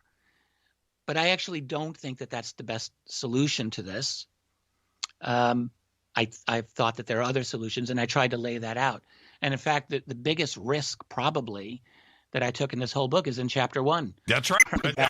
That's where I'm going. And see, this is... Yeah, I call it a fresh look at our origins, and I openly speculate over the possibility that the human race was genetically enhanced, let's say roughly 40,000 years ago. And I came across this theory, and I wrote about this in the book, from a deceased friend of mine, a woman that I really admired. She was a good friend. Her name was Dr. Colleen Clements, and she taught at the Rochester Institute of Technology and the University of Rochester. Her interest in UFOs really caused her career to suffer, but she was a brilliant lady. She was there was 3 of us in Rochester. Another friend was Dr. Bernie Angelo. He's still around. He's a great guy. But the 3 of us were our own little clatch. In my early years in the UFO field, back in 2001, 2002, we were all buddies. We hung out, we talked. And Colleen was a really brave person. But she wrote a couple of books, and this was a theory that she was exploring. And based on, not just something that came out of her head, she was looking at science. And I just picked up on it. And what I've learned is that we have a particular gene called the microcephalin gene, and a particular thing in it known as an allele. All genes have alleles, and I'm not a geneticist, but this is what you learn. And one of those alleles, geneticists will tell everyone, is only something that we've had quite recently. They call it the D allele. And this is a very important element for human brain growth and development. This is what the geneticists all agree on. And they all agree that we got it. They estimate, because they actually don't know. And the low estimate actually is as low as something like 20,000 years. High estimate, something like 60,000 years. So they split the difference and they come to roughly 40. It could be more, it could be less. But what I learned from them is that they all are adamant that this allele did not come from ourselves. It came through interbreeding with another species. Why do they believe this? I don't know why, but that is their consensus. And there doesn't seem to be any argument about this. And so the obvious candidate would be Neanderthals, since we know that we interbred with Neanderthals in that era. And there was actually another human group at the time called the Denisovans, which were very, very, very similar to Neanderthals. But the thing is, we have enough of the Neanderthal DNA analyzed at this point. And the fact is that they don't have that genetic material. It's just not there, nor the Denisovans, apparently. And so the question is, if it didn't come, now maybe there's this Hail Mary pass, long shot at the last minute, someone 10 years from now may find it. But the fact is they've been looking for it very diligently, and it just doesn't seem to be there. And we've had some very good Neanderthal DNA specimens, by the way. So if it isn't those groups, then the obvious question is, who's the daddy? Like, where did it come from? Now, in Colleen's original formulation of it, she looked at all of that. She wrote her book 12 years ago, and we didn't have as much information about Neanderthal DNA at the time. And she openly said, look, maybe they'll find it and my whole theory will be shot. When I started researching this, I looked to see, I had assumed actually that they had found that genetic material in their DNA, and to my shock, they hadn't. Nope. And I thought, wow, that's quite interesting. So her theory, and what I actually think is an interesting theory, is that it did come from extraterrestrials. Well, see, this is what's so interesting for me, for you to start the book with this subject, because this is a science subject for you, right? This isn't woo-woo yet, right? This is just, how did we get here? What were our origins? And I think that there is enough there today for us to take a close look. I mean, not only genetic pairs and why are we 46 and primates are 48 or whatever. There's that aspect of it. But the hard truth is, us, you and I, Homo sapien sapien, just appeared. And the things just appeared, right? There's nothing in the fossil record before us for a discussion. There's that part of it. But the other thing is the changes that happened to only us. And that DLL and other things that enabled us, Richard, you pointed out in the book, that made us wonder about the stars, right? To think about the cell. Well, and also, right, absolutely. As far as our fossil record now goes, human beings as Homo sapiens sapiens have now existed for more than 300,000 years, which just blows my mind. You know, when I was a kid, it was Cro-Magnon man lived 35,000 years ago, maybe 40, and they just kept pushing that number out.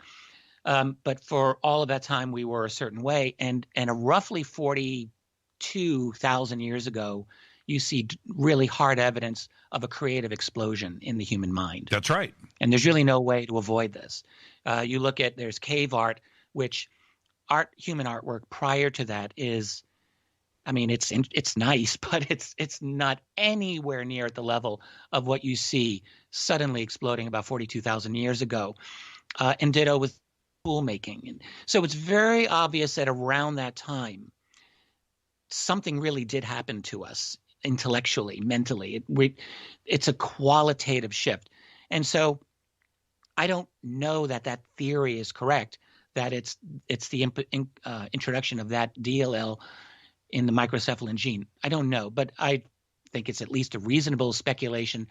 And, Colleen had introduced also she was very good at her study of mythology human mythological stories and so forth, sky god myths and things like this. And she used that to support the argument that this actually did come from that time period. And people can read the book. I don't know how much of that we want to get into here, but it is a very interesting case. And I think when you look at the sum total of it, you might well come away with the idea that we were enhanced, maybe by some group that said, those humans, close but not quite. Let's see if we can tweak them a little bit. We'll tweak this group here, and then we'll let that enhancement spread through, positive selection, which is what all geneticists say did happen with this DLL. Now, so that lays out now the book. This isn't a book with sightings in it. This isn't a book about UFO cases and crash retrievals. Well, I want to correct you. There are. I do have a number of those in the center chapters. It's sprinkled. Let's hold on now. This is a book about us. That's what the book is about. This is a book about humans and the alien and advanced civilizations out there that are here interacting with us as humans, and that is a crazy departure for Richard Dolan. Yes, it is, absolutely. For example, I have a theory about the human-looking beings that we encounter, and it's only a theory. But I openly wonder if at some ancient time in our history, it could have been 40,000 years ago, it could have been more recent than that, but that some group of humans were, let's just say, adopted by another group, taken and raised and brought into a totally different culture, and as a result would have basically nothing in common with us culturally. They would be a completely different kind of a group. I think of that because there are actually a number of cases. Like I think of the famous Travis Walton case. It's actually a really interesting one. Here's Travis aboard a craft in 1975. He sees very non-human looking aliens initially when he gets up from that table. He goes into another part of the ship and encounters these absolutely human looking beings who don't even really speak to him and don't interact with him the way that we will interact with each other. Their behavior is very different. But there's humans and non-human aliens like aboard this one craft. And has anyone really even bothered to ask, why would that be? Like, I haven't really listened to anyone try to explain that. So my hunch, and that's all that this is at this point, is that these are not black budget humans working through the system. These are humans that probably are us, because I still have a difficult time believing in absolutely human-looking beings evolving perfectly like us on another world. I think I could believe that there would be humanoid beings that look maybe a little bit like us, but exactly like us, it's difficult for me to wrap my brain around. Maybe that's the case. But I do wonder if there are humans that have been taken and that were brought into another alien culture, and that just now they do the work. Maybe they're in upper management at this point, for all I know. Yeah, certainly. And I kind of take a different approach. So I'll throw this out there for you, is that the particles of the universe are the same everywhere in the universe. Gases are the same. Carbon's the same. Everything's hydrogen, helium. All of that is the same. And so are amino acids. And they only have so many ways of combining atoms, molecules. And we know that meteorites have been found on Earth with frigging sugars on it for RNA. Now, absolutely. Now, if we go that far, then the only way to deduce any of this is that life must be, if not the same, pretty damn close. I agree with you. And actually, I have a significant discussion on that in this book. So I don't disagree with that at all.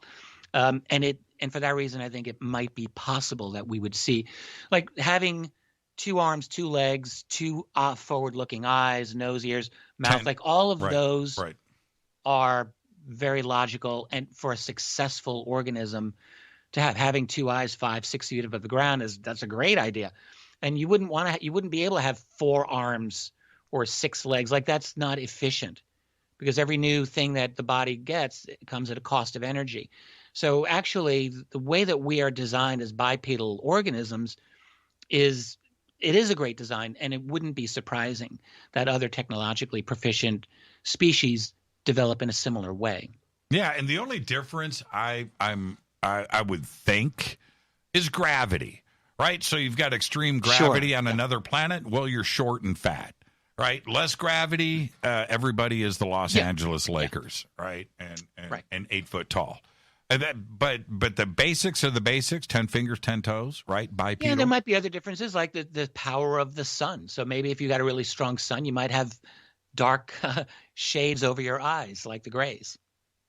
Exactly. Things like that. Like, that's entirely likely, it seems. But the odds of, this is the thing, and I will talk Richard Dawkins into the ground on this subject, is that the odds of DNA just happening because of a lightning strike, right, on moss, in a riverbed, on a crystal, and then DNA, right, just appears, and here we are. I'm not buying into that. It's too crazy. The odds are too extreme. You're more of a panspermia theorist. I'm okay with that. I think you're probably right. And so why wouldn't? Okay, so we have the panspermia element, but you're right. You know, the drive-by. Okay, let's check in. Let's see if they got the wheel yet. Oh, they're not even dreaming. They're not even contemplating death, right? So we've got to fix that. We got to get the neurons clicking in their brain so their world opens up. Yeah. Now here's one thing that actually I didn't think about until I was writing this book, and what you just said prompted me to remember this. So, here we're talking about ancient aliens, basically, and an extremely long observation by them of us. And when you really think about that in terms of human society, it is impossible for us to imagine our species doing any kind of ultra long-term monitoring of anything that goes on that long. Thousands of years, are you kidding? We can't even plan 4 years ahead, right. 2 years ahead. Like, it's impossible for us. And so what I was asking myself, like, if there is a long-term, like multiple thousands of years observation plan, what would that require of them? And my best answer is that it would require them not to be fully biologically based civilization. In other words, they could be biologically based individuals, yes, but the dominant organization, the controlling mechanism, probably isn't biological. It would be artificial, maybe a series of algorithms, some artificial intelligence, something that goes beyond the lifetime of individual organisms that have their own egos, their own passions, their own desires, their own foibles. So I think, and that is why I believe that these are totalitarian types of societies. Like, I think they're to have that level of planning and implementation over a long period of time, even in the last 100 years, if you've got like the Greys or other beings that have been here a long period of time for an extended program, that would require a very tight level of centralized control and maybe, just maybe, not biologically based. Well, why not? Because that's what we do. Richard, we're sending probes to Mars, right? To Saturn, to Jupiter, to Mars. Right? There isn't a biological element to that. There isn't, number one. It's the easiest way to get it done and make those observation of these alien worlds in our solar system, number one. And number two, that centralized organization is right there. It's called NASA, right? The probes are answering to a centralized system. They would have to be approaching everything the same way. Why not? It's the only way you could do it if you're going to have a long-term plan, because otherwise, if you've got, think of the history of human dissension. Empires, dissension amongst the troops. Yes. Like one king dies, his son comes in and does something totally different and screws things up, and like nothing lasts. I mean, you once in a while you can get like the Roman Empire, but that's an anomaly. Most, and even that was very volatile. And that only lasted 600 years, if you think about it. We need to take our break right here, Richard. Let's get that in. This is Fade to Black. Our guest tonight, Richard Bleepin' Dolan. We're talking about his new book, the alien agendas. I'm your host, Jimmy Church. More with Richard after this short break. Stay with us.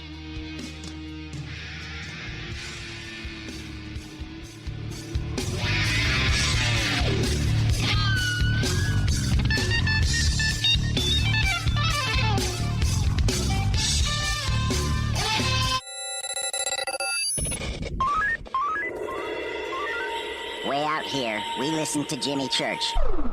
You're listening to Fade to Black. Always on the edge of the hottest alternative talk. Jimmy Church with Fade to Black. KGRARadio.com. ¿Qué tal, mis amigos? Yo soy Mario Carson, el tiburón, y los invito para que escuchen a mi buen amigo Jimmy Church Radio. ¡Claro que sí! Do you want to be an official Fadernaut? Of course you do. This is Jimmy Church of Fade to Black. Just go to our membership section at jimmychurchradio.com. Old New England Soap is committed to producing the highest quality organic and goat milk soaps available anywhere. We take pride in using the purest ingredients and avoiding the typical shortcuts used by other soap makers. Because goat milk is what feeds your skin, we have formulated our soap to use the maximum amount of goat milk possible, 38%, more than double any other brand. Not because it's easy, but because our soap is always better. We are proud to offer you what we consider to be truly premium quality handmade soaps. What's more, our soap does not contain GMO ingredients, pesticides, sulfates, dyes, artificial colors, alcohol, or petroleum products. Try our new shampoo bar and pooch soap, and be sure to see all of the great scented wood-wick soy candles that burn soot-free for up to 100 hours. Right now, save 15% on your order and get free shipping on orders over $45. Buy now at oldnesoap.com. That's oldnesoap.com. Not available in stores. oldnesoap.com. So, you love talk radio? Then you'll love TalkStreamLive.com. TalkStream Live is always on, 24/7 with the best streaming talk shows. Find your favorite talkers and discover some new ones. It's free, readily available online or on mobile with any smartphone or tablet. Finding your favorite talk shows all in one place has gotten a whole lot easier. Just go to TalkStreamLive.com. Be sure to download the free apps from Google Play or the iTunes App Store. You listen to us, and we listen to you. And so does the CIA. KGRARadio.com. Telepath is a weekly digital newsletter filled with the latest paranormal news, trending topics, and fresh articles from some of the most popular critical thinkers in the community today. Stay informed on your favorite paranormal podcasts and live streaming talk shows. Interact with the Telepath and upload your paranormal story or pics. It could be featured in an upcoming edition. Sign up right now for the free Telepath newsletter at paranormal.radio. That's paranormal.radio. Including the network you're listening to right now, the Paranormal Radio app, free in Google Play and the iOS App Store. You are listening to Fade to Black with Jimmy Church on the Game Changer Network. Oi, oi, I'm Reese Evans. You're listening to Jimmy Church. This is Revolution. The revolution will not be televised. The revolution is on radio. Ciao.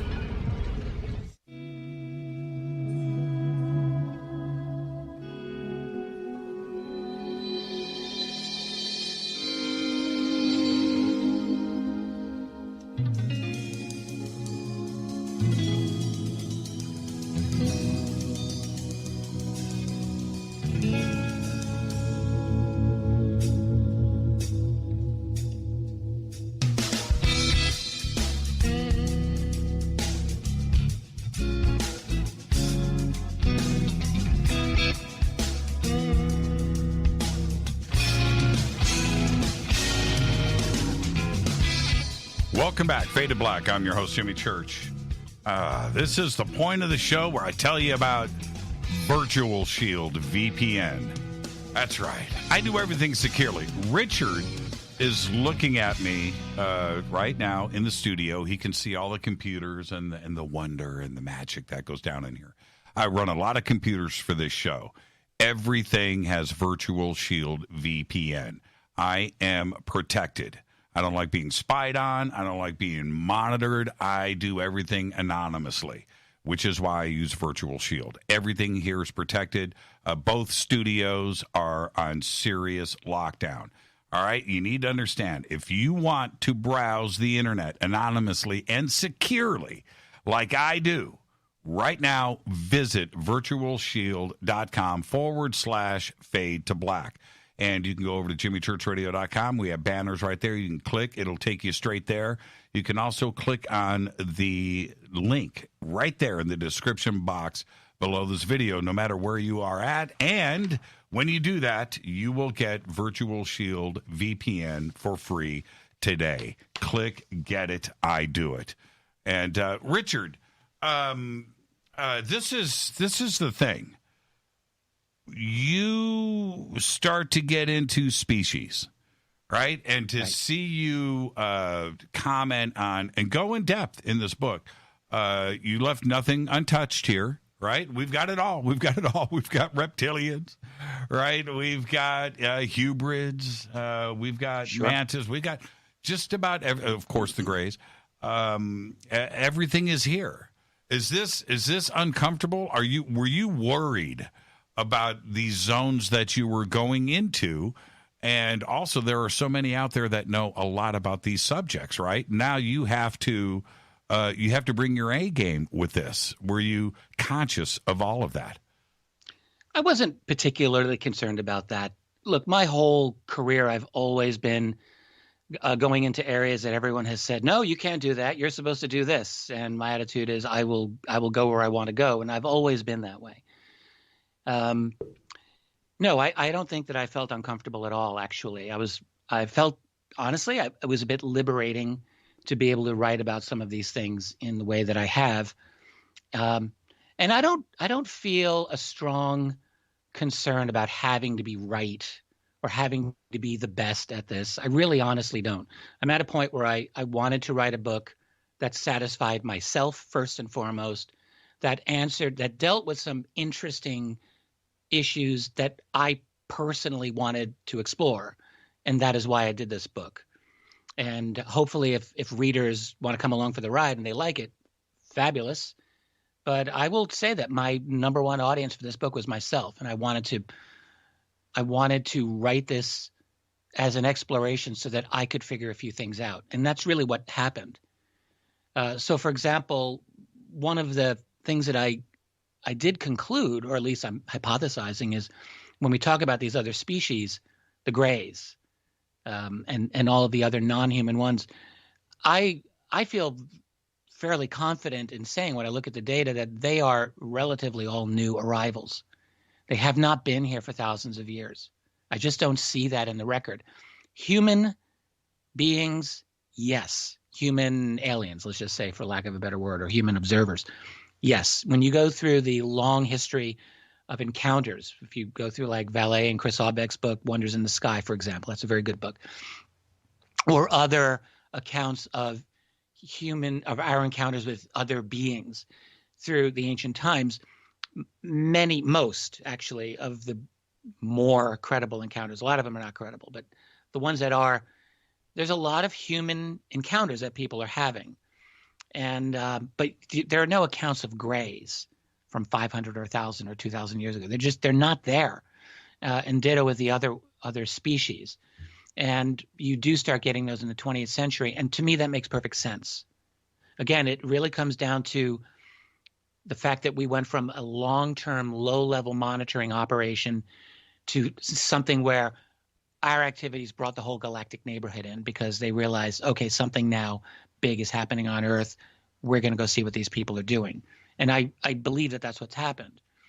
So you start getting genuinely like large numbers of good UFO sightings starting in the latter half of the 19th century, particularly after like 1870, 1880, actually. And that just picks up. It's not that there were none before that, but you get a lot more now. And now part of that is because we developed an infrastructure where we were able to detect them more easily. Yes, that's all true. But there's just so much more quantity. I don't think you can look at it any other way. They've come here in greater numbers. There's a big infrastructure behind them. And so I think we just broaden the neighborhood, and that means you're bringing in potentially different groups. I don't know if they're all under one unified leadership or not, but they could be a variety of groups. I think there's at least a couple of different factions involved. And it's interesting that all of them are very clandestine. Like, they're very secret. They're every bit as secret as the human elite that's covering them up. And so that's also something I try to explore. Yes, and see, and here's the thing with this book, is that a skeptic or a physicist, right, they're going to go, but we still have to deal with the Fermi paradox. You know, where are they? Yes, there must be lots of life out there, but there is no evidence of it. And then you look at your research here and the way it's presented, and I always go back to those that bring up the Fermi paradox and say, look, there's like millions of cases out there and experiences of That's right. Not only abduction, but direct contact and communication. Eyewitness testimony, it's all over the place. So they are here. Is that the counter? Is a book like this the counter argument for the Fermi paradox? Yeah, I hadn't really thought of it in that way, but yes, why not? Absolutely. I think that's quite a valid way to look at it. One of the things that I think no one that I'm aware of has really talked about is, here's a reason why they may not be announcing themselves openly. So let's say large numbers of them arrived sometime in the 20th century. So like we all know, like during World War II, there were many sightings of what we call Foo Fighters. So let's just say that some of that was them. So here they are. They come to us in the 20th century when we've had 2 world wars. We've got, in the world today, there are something like 200 allegedly sovereign nations. Of course, most of them are dominated by the United States and allies, but there are 200 groups. You've got Russia, you've got China, you've got warfare all over our planet and all of this volatility. Like, if they were to come and openly announce themselves, just ask yourself, like, who are they going to talk to? Are they going to go to the United Nations? Are they going to land in some field in the middle of nowhere? Well, they've done that. But are they going to announce themselves? Like, we're in a very fractured world. There isn't a genuinely open, unified leadership. Now, there are the Bilderberg Group and the World Economic Forum guys, and there's the whatever black budget powers and private corporations that have dominant power over our world. And it's entirely possible, by the way, that there is clandestine communication going on from those groups. I don't know that, but I couldn't rule it out. But the fact is that for any alien group that's coming here, let's say that they're new to us. Like, maybe that's the case. Maybe they've just arrived, and could they actually communicate with us? First of all, is a really good question. It would be like asking, could we communicate with a group of gorillas in the African lowlands, somewhere in Africa? Like, we wouldn't be able to, because they operate on a different level. And it could be that these beings think differently than us, have a different psychology than us. They may not be even mammalian. Like, I've speculated about this for a long time. Like, they may not, something as simple as nursing at your mother's breast, that's what mammals do. That's what creates psychological need for, like, love and bonding and families. Like, we don't know that they have any of that. They may not work that way. And so it might be very difficult for them actually to have communication with us. So, I mean, that's just one couple of reasons why they might not just necessarily openly announce themselves to us and work behind the scenes. It would be difficult. And then, of course, if they are interested in this planet as well as our species, because we have a beautiful planet. Sure, there's probably billions of great planets out there, but Earth is an absolutely stunning place. And we've got a very unique moon that probably offers some protections and maybe certain value to the quality of life on our planet. We know that does, in fact. Like, there's intrinsically great things about Earth, and maybe they don't want to screw up Earth. Maybe they don't want to come in and invade openly with some armada, because that actually would destroy too much of the planet. So if they want to influence, if they want to manipulate, they would want to do it covertly. They would want to do it not in an open way because, for all of the great things that human beings are, and I love humanity. Like there's so much genius and nobility about us, but we're a real problem. Like we are violent, we are selfish, we are egotistical, we are unpredictable and volatile. Like all of those things would make us difficult, very possibly, for them to deal with. Now, of course, there's not going to be much of a choice in the near future, say another 50, 100 years at the most, because we are, as I keep saying, we're transforming our civilization and the very nature of our species into something totally different and much more formidable than we've ever been. Well, orders of magnitude so. Right. And when we have millions, and the numbers you can't measure, right, of contact, of sightings and interaction. Right. And then you take it to the next level of not you, but you tackle it in the book, of abductions, which even those out there that may not know that much about the UFO subject, now we're crossing the line into a whole nother level of acceptance to these experiences. But this is something that you tackled pretty well in the book. Thank you. Yeah. Well, it's necessary, of course. Like if you're going to talk about these other beings in any deep way, you have to confront the phenomenon of abductions. And this is a good place for me to just mention, like there's some stories in this book that have appeared nowhere else. Several from individuals that I know fairly well and who've offered them to me. Two from my wife, Tracy. She was really generous in letting me write about them. One in particular of hers is something that a few people have already known about. She has talked about it. We call it the hooded being encounter. Mm-hmm. And that is a very interesting story indeed. But she allowed me to really go into even greater depth than even she had gone into it in the past. And then she had another experience, which is actually interesting because it almost seemed dreamlike, but she was quite convinced it's not a dream. And she has very good reasons for thinking that. And that was an encounter with a being that I interpret, this is not necessarily her, but I interpret as a tall gray, but maybe a mantid as well. But a very a being that she had, and this is not unusual, by the way, a being that she had a very deep emotional bond with, a female being that was very tall and very wise and very profound. And it affected Tracy at a very deep level.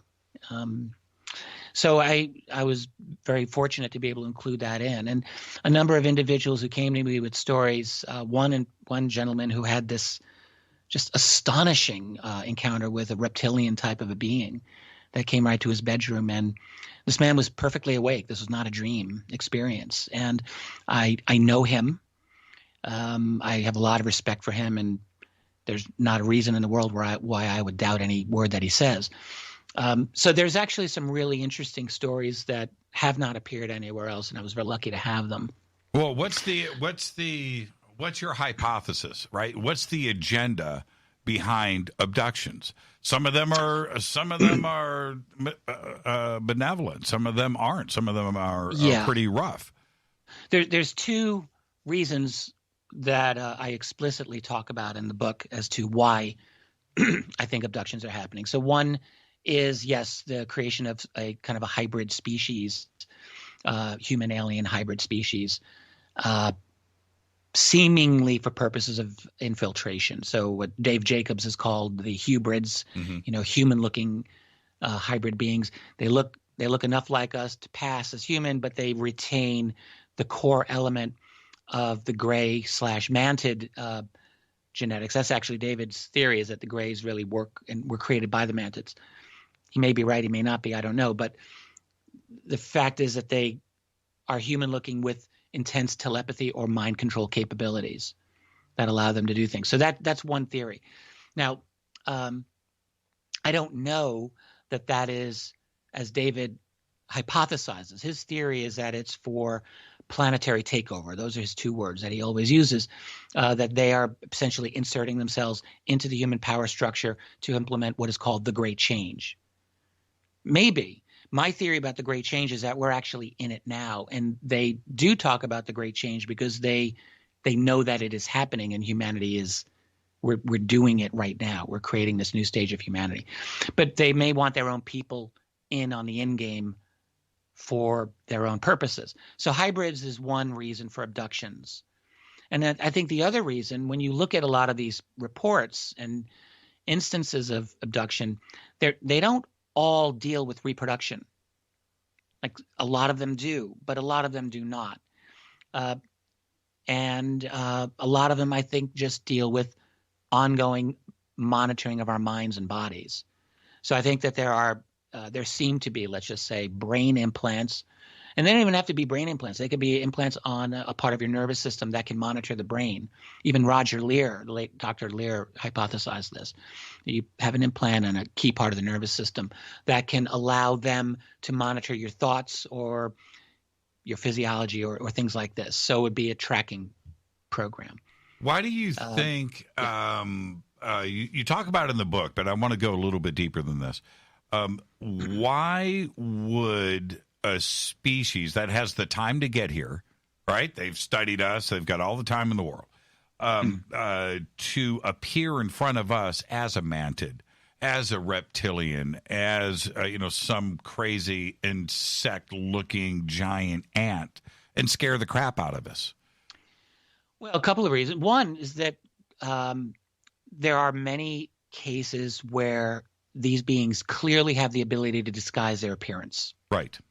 All right. So that absolutely happens. I mean, there are cases where like gray aliens are seen wearing like bizarre clothing, and that then can just change. It's crazy, but you get enough of these stories, you have to start thinking this might actually be true. In terms of their appearance, like I don't know that they try to scare the hell out of people. One thing they definitely are able to do is cognitive and emotional manipulation. That's right. That's absolutely a given. There are case after case, and I've got a number of these in the book, where someone is about to approach a state of total panic and deep, like beyond anxiety, and then somehow a gray will come behind them and put their hands over their head, and that panic goes away. So they've got the ability. So in that sense, their appearance isn't such a big deal if they're worried about freaking people out, because they do have the ability to manage our emotions very effectively. Not every time. It's not complete. Their control is not complete. Their ability to manage our memory is not complete. There are always people who are able to fight that, sometimes successfully. And this is why I believe you've got some cases where people don't require hypnotic regression to remember things. There are enough abduction accounts where someone has a conscious memory of it at the time and they remember it, or most of it the next day. That does happen. So the alien control over our cognitive capability, it's not 100%. It's very strong, though. It's very formidable. Why they look the way they do, that I don't know. The only thing you could hypothesize is that either they naturally look like that, or, as I believe in the case of the short grays, there's some level of genetic manipulation, artificial creation about them. For example, whereas tall grays definitely come across to abductees with one gender or another. Like you get tall grays who come across as male or female. Mm-hmm. You don't get that with short grays. I don't know of any cases. Like the short grays are totally gender neutral. Mm-hmm. And I don't even know if you could tell the difference between a male tall gray and a female tall gray by looking at them, but they somehow generate that vibe, as it were, to abductees. But the short grays don't seem to do that. They seem to be totally neutral. And really, if you want a worker bee population like that, why would you give them the ultimate distraction of sex organs, and ego and things like that? Like, you wouldn't. You want them for a purpose. Their job is to do what they're supposed to do, and letting them have sex with each other is probably just a distraction. Like, why bother? Well, I look at it. This is it's a little outside of the box, but look at it this way. You have Cro-Magnon and Neanderthal, right?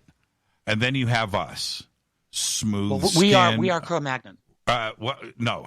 We don't look anything like a Cro-Magnon. What I'm saying is this: we are the Cro-Magnons. Are us? They were Homo sapien sapien. Okay, stick to that. Stick to that, Richard. But what I am saying is, we are unique looking, and we will continue to evolve. And 10,000 years from now, 20,000 years from now, we may evolve into a tall gray, right? We may make that change, and maybe that's just what we're seeing when we see a tall gray. One of the best arguments for time travel UFOs is exactly what you've just said. Like, it isn't that hard for us to envision future genetic manipulation, and we end up looking maybe like that. Yep. Like, yes, it's possible. Yeah. The end of, if you go to, I hate doing the Hollywood analogy, but I'm going to do it here. If you go to the end of Artificial Intelligence, AI, right, by Steven Spielberg, that last scene where E.T. is visiting us and investigating, and they make the contact, but that's a pure tall gray light being, right? That has just evolved into that. No more meat sack, right? Probably no more food. It's funny. I almost watched that movie last night. I was flipping for sci-fi and nearly went there. That's always a good go-to. That's always a good. I ended up watching the first Blade Runner, which was not bad. You know what? We do that a few times a year. There's things that you have to just go and just refresh, and you always catch something. You always catch that one thing. You're like, man, wait, I've seen this 50 times. Did you know that was in there? I do it all the time. You're gonna laugh. I actually have not seen Spielberg's Artificial Intelligence. I almost boycotted it. I don't know why, but I Well, let me tell you why. You just cut off there. I think you hit the mute button. Oh, did we lose Richard? No, but you froze. Okay. Did I freeze? Can you hear me? No, we got you now. You froze on I'm looking at you, yeah, but okay. I didn't mute it. It was just we had a little glitch. Yeah, I'm looking here. I'm solid. So that's the Rochester I'm sure network. It's my fault. Yes. I'm going to take the hit on this. Of course. But the thing is about AI, and you've got to prepare yourself for this. The first 10 minutes of the movie, I almost need to fast forward because there is a scene in the woods with Mom. You just remember that.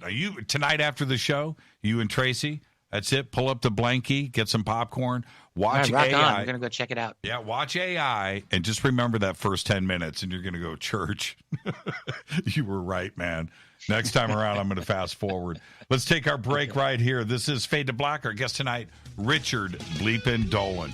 Got a lot more to talk about. The new book is The Alien Agendas. The links for it and everything are over at jimmychurchradio.com. We'll be right back after this short break. Stay with us.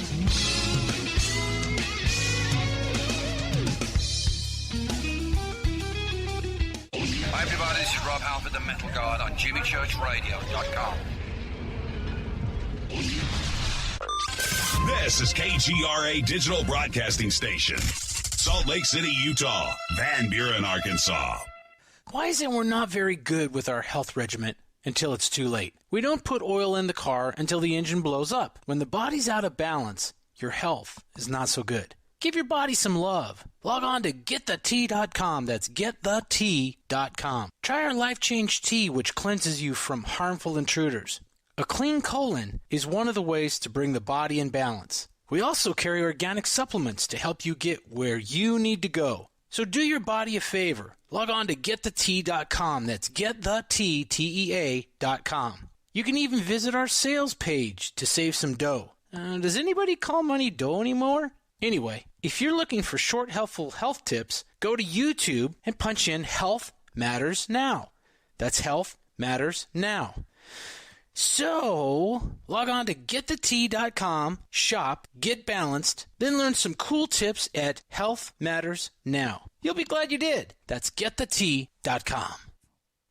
Your contact for current news and trending topics. KGRARadio.com. The This is Jimmy Church of Fade to Black, and I only drink Fade to Black blend coffee from River Moon. Just click on the River Moon Coffee banner at jimmychurchradio.com. Promo code F2B Blend. Let's face it, you've always wanted to do a sky watch and see your first UFO. Today, it's easy. Just get your own HP7 3B Cobalt Jimmy Church Edition night vision goggles from Hoffman's Optics. This is the same U.S. military system that I use, featuring a Generation 3 blue phosphor image tube. That's right, it's blue, not black and green. This is the only blue system in the world, and it's waterproof, lightweight, combat-proven, simple to use, and ready to go. Hoffman's Optics help create night vision sky watches, and now you can see what everyone has been talking about each night from your own backyard. Just call 760-231-9929. That's 760-231-9929. You can click on the banners on our site or visit UFOnightvisiongoggles.com. That's UFOnightvisiongoggles.com. Go back, Lee Tepe. This is the only way forward. This is Fade to Black.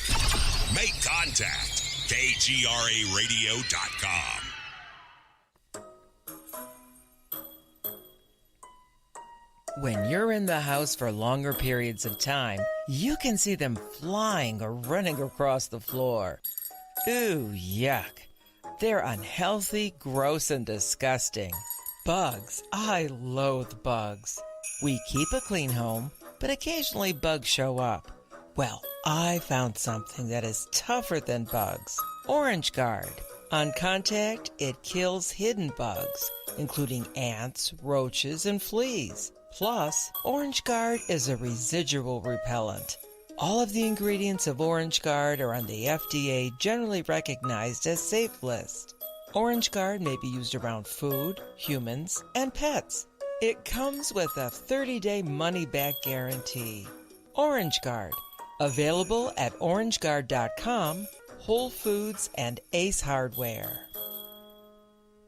Telepath is a weekly digital newsletter filled with the latest paranormal news, trending topics, and fresh articles from some of the most popular critical thinkers in the community today. Stay informed on your favorite paranormal podcasts and live streaming talk shows. Interact with the Telepath and upload your paranormal story or pics. It could be featured in an upcoming edition. Sign up right now for the free Telepath newsletter at paranormal.radio. That's paranormal.radio.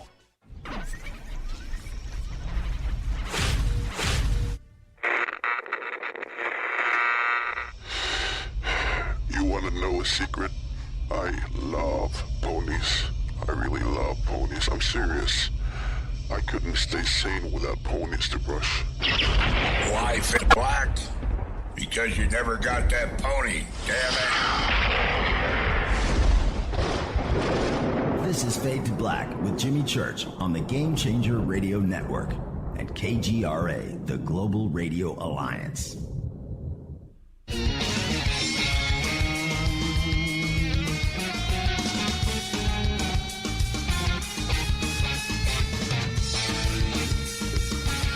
Welcome back. Fade to Black. I'm your host, Jimmy Church. Tonight, Richard Dolan. One segment left. The new book is The Alien Agendas, and that is plural. The links for the book are over at jimmychurchradio.com. You can go and do that. And Richard told us earlier in the show he's got an audio book coming out. And I think he wanted to say that I was doing the audio book, and thank you for the offer on that, Richard. You bet, Jimmy. But I appreciate that. But yeah, audiobooks are the way to go, man. May I mention another thing? Yes. Relating to audiobooks. UFOs for the 21st Century Mind now exists in a Spanish translation, and we are just about ready with the Spanish audio of that book. Really? Just saying. Yeah. Man, international. We're trying to work the system here. International, in fact, metropolitan. We are. This is really Tracy's organization, thank God, but we're getting audiobooks done for most or all of my other books as well. So we have an audio reader for UFOs, National Security State Volumes 1 and 2. We're definitely having those ready for audiobook. And My shorter booklets as well are going to be for audio. I can't do After Disclosure because that's another publisher, and they've already got that as an audiobook. Yeah. But I have the rights to the other ones. Yeah, I when it comes to hard science and physics and things, audiobooks, man. I drive Rita crazy. 16 hours. You and many people. Yeah. It's lots of people like audio, and it's, you're working around the house, you want to hear something if you're driving and so forth. Not everyone just wants to be reading words on a page. It took me a long time to kind of get onto that, like to realize that's actually a very big desire that many people have. So we are working on all of that. Yeah. At night, heading to bed, audiobook. Just right through the night. Now, okay, here's the deal. Let's actually go here, which is this. You, in your conclusion, you discuss some of the things you've talked a lot about in depth, which is disclosure and what does Washington know? What is the military-industrial complex or the Department of Defense? And you address it here. But let me ask you this. In totality, with what this book covers, which is, abductions, interaction, contact, different species, and so forth, how much of that do you think the government knows? So, by government, I guess we can just agree that we're talking about whatever elite group of individuals that is. The machine. That's got, So, right. I do talk about this. And the fact is, I don't think we can be sure that they've got all the goods on this either. You listen to people talking about this today, like I'm a big fan of listening to the remarks of Dr. Eric Davis, for example, who of many people out there has got lots of classified clearances, and he clearly knows a lot about this phenomenon. It's very obvious. And, I listen to what he says, and his attitude is, look, we are taking the babiest of baby steps in trying to understand how to do what they do. And he's not the only one who says this. I think what we're really looking at is a point where their science remains vastly beyond what we are able to replicate and to do. We can try our own versions of their technology, but we're doing it with our science and our materials, and we really can't duplicate it. In terms of the grand strategy of these beings, it is not clear to me that even the highest elites of our society know all of what's going on. Now, but let me just say this other part of it. If we were to argue that there's infiltration going on, like that's an easy argument, at least on the face of it, to make. Like, would it be difficult for them? And even if they don't have their own hybrids, inserted into the power structure, would it be difficult for them to control any number of the human power elite for their own purposes? I don't think it'd be hard at all, whether by blackmail or persuasion some form of control or threats or fear. Like, that wouldn't be difficult if one of those groups wanted to do that.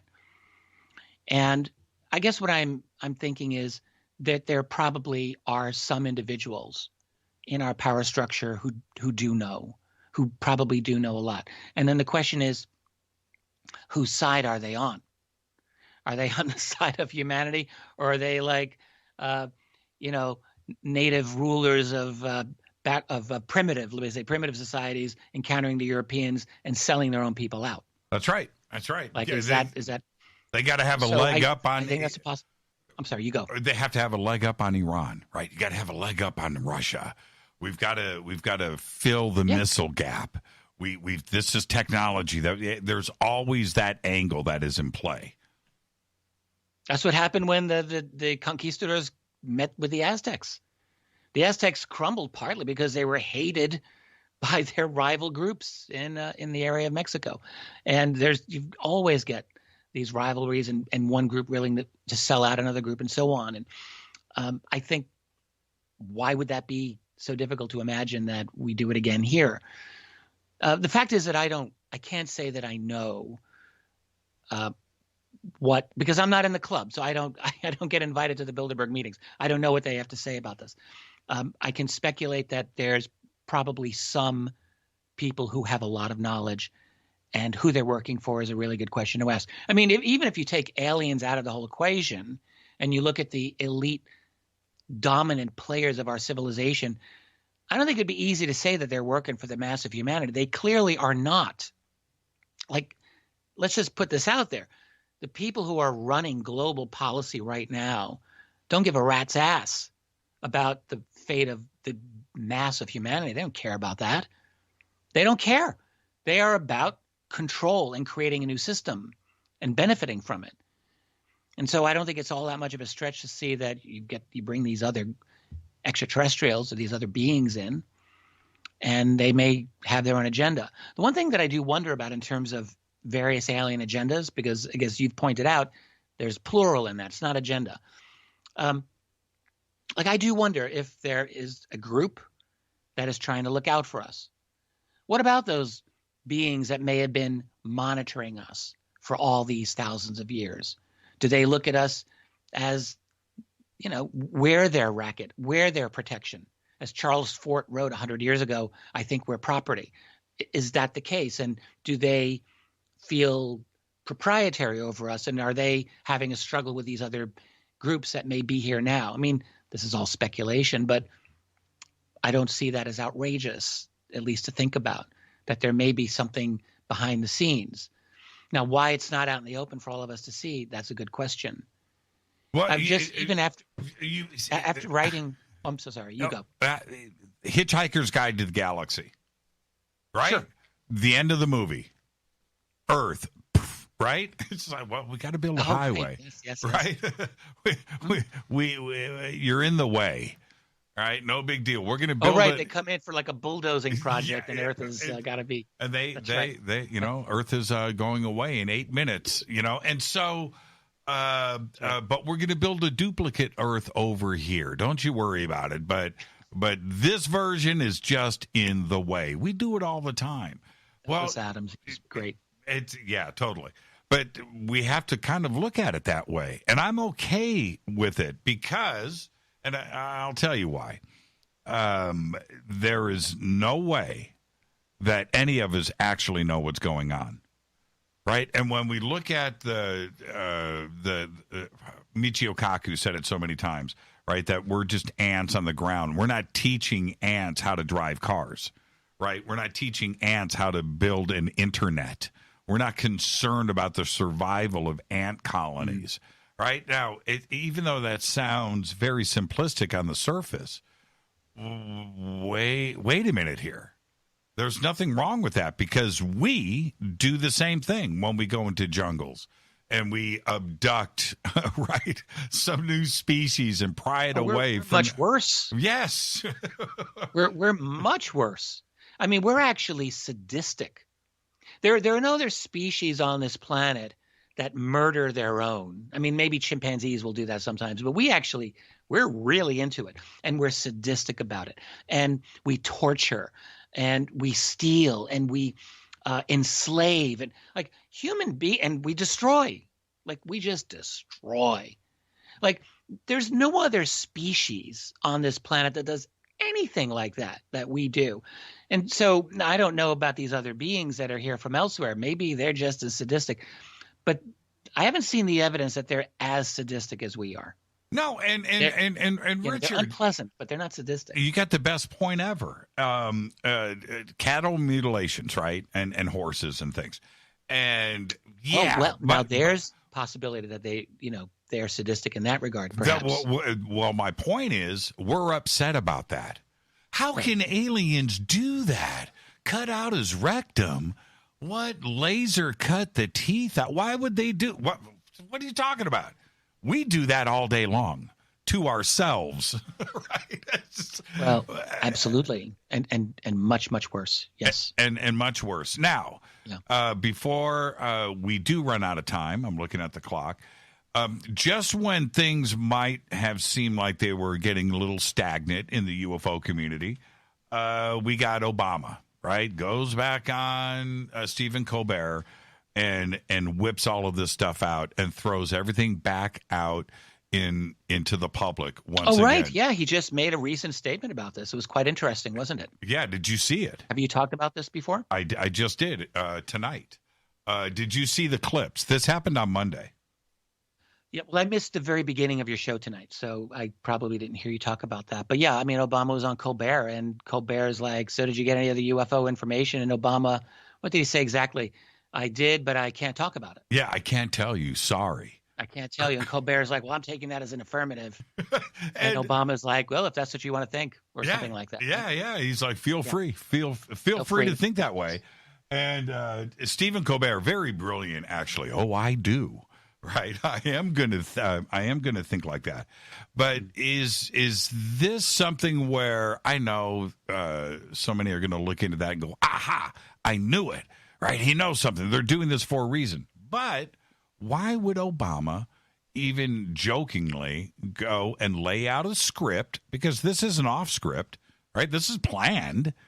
What's the intention there? Is this a situation where Barack is suggesting that, yeah, okay, we know what's going on. This is not a secret.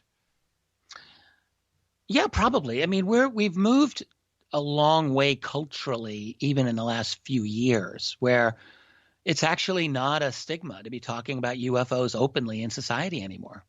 I mean, it's a hard thing for those of us who've been involved in this for a long time, even now, to wrap our brains around this. But there's been a fundamental cultural shift that has happened in which, I mean, look, you've got just today, Tim McMillan comes out with an article dealing with this leaked, or I think soon to be leaked photograph taken by an F-18/E fighter pilot in over the Atlantic Ocean of a massive triangle, a perfect triangular craft coming out of the Atlantic Ocean. And there's a lot of detail in that report that McMillan got out there. I mean, a lot of this stuff was already, I think, known to UFO researchers. Some of it wasn't, but all of it was packaged in a way that's quite powerful. I mean, we have here in this story discussion of top generals stating, I mean, openly, like the Tic Tac UFOs, like no way was that black budget, no way. Like we're not even close. I think Davis and Puthoff were included in this article, and I just think like we've gotten to a point where we are on the cusp of something even more than where we're at. Like I was thinking earlier this year that this could just hit a big red stop sign and not go any further. And by any further, meaning no discussion of crash retrievals of UFOs, because that's the big next step. That's where you have to go. Otherwise, we're still at the, well, we don't know what they are phase, which is what they're still dancing around. And McMillan's piece was no different there. You could tell he was inching toward, like, you know, the UAP task force was openly speculating that these UAP were extraterrestrial and alien. Like, and he mentions that.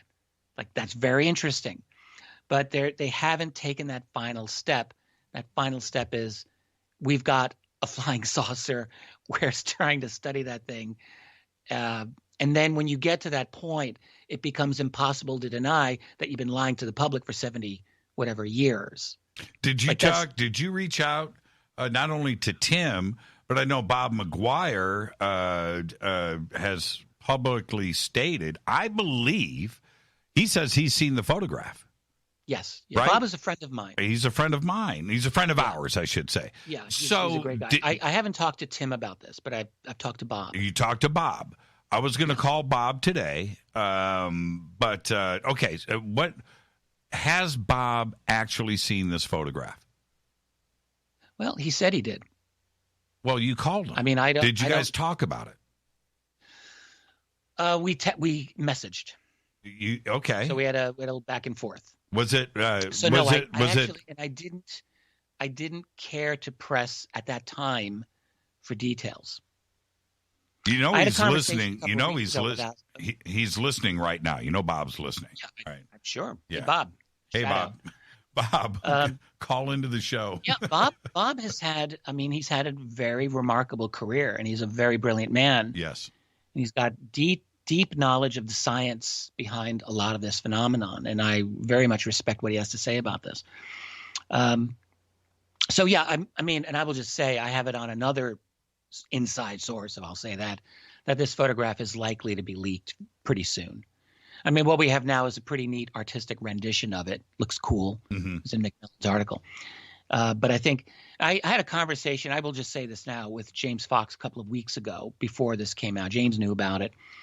He was in a good position. And he didn't have a lot of detail, or at least he didn't tell me a lot of detail. Maybe he didn't want to tell me, or maybe he didn't know. That's okay. But I have to admit, like, I was surprised by how much was able to come out in this article. Because I had this feeling like the photograph would come out like an orphan, like no one would claim it, and it would have no provenance. And you just have the skeptics arguing about it like they argue about the Thomas Wilson document, which I'm going to say to you again, I know is legit, I know is real, but we can move on. But, if something that obvious doesn't convince a bunch of skeptics, then I thought no orphan photograph is going to either. Like where was it from? What year was it taken? Like, I didn't know if there were any answers to that, but it turns out there are answers to that. And it turns out that this is apparently a genuine U.S. Air Force event here.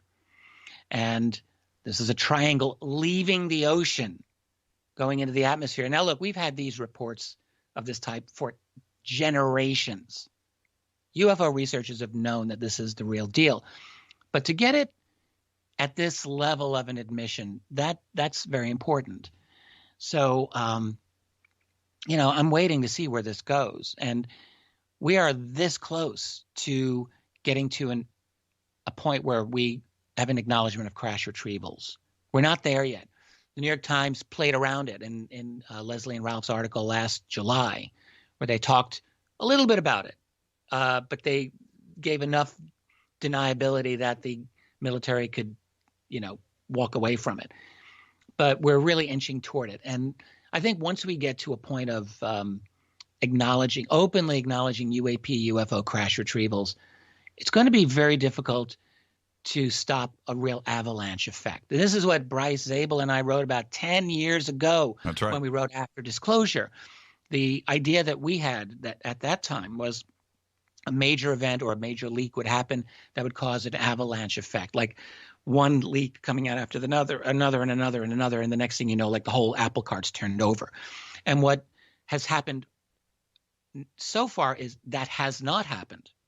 We've had some significant new admissions and yet no avalanche effect. And I keep asking myself what will get us there. And I think at this point, it would be hard to back away from an open acknowledgement of UFO crash retrievals and the study of that technology. Because that is an open admission of a cover-up. There's no doubt. And when I looked at the illustration, and I'm picturing myself, if there is a vetted, verifiable, authentic, case-closed photograph of what is being portrayed here, right, there's some splaining that has to be done. Well, absolutely, because, in that article... This isn't the Tic Tac UFOs. This is taking things to a completely... new level. Well, I don't know if I would agree with you there. The Tic Tac UFO is 2004 and has instant acceleration to multiple thousands of miles per hour. We have no idea how to do that. There's no science. But that doesn't happen. Jack Sarfati hypothesizes, and he may be right, but we don't have any empirical material science. Like, we don't know how to do that. Yeah, but what I'm suggesting here is what's in the Tic Tac video is not that acceleration that you're referring to. That is... No, I'm talking about Fravor's story. Fravor's story. Exactly. But what's in this image... And his co-pilots and colleagues. Right. But what's in this image, this is a whole... Now, like I said... Yeah, and that's right. And the fact that it's trans medium, so from water to atmosphere. That's right. And we don't have knowledge of how to do that. Now, the Tic Tac was also that way. The Tic Tac, at least we believe, or at least it seems that it was either on the water or possibly under the water, and then it came out. But with this triangular UFO that we're hearing about now, this is just 2019. allegedly. Right. Comes out of the water and zooms off, and it's this perfect, beautiful triangle. Now, before I let you go, what do you know about the image? Is the image a still from a video, or is it just a digital image, a photograph? Well, I don't know. I mean, I'm not the expert here, but my understanding is that it's a photograph. Right. And in fact, that was one reason I was a bit skeptical that it would really have any ability to move the needle in any way. I thought right. A picture, I don't care how good the picture looks. I don't think that's going to convince people. But if it's a really great, I was always told all this time it was an amazing picture. And that's what McMillan writes in his article. It's an amazing picture.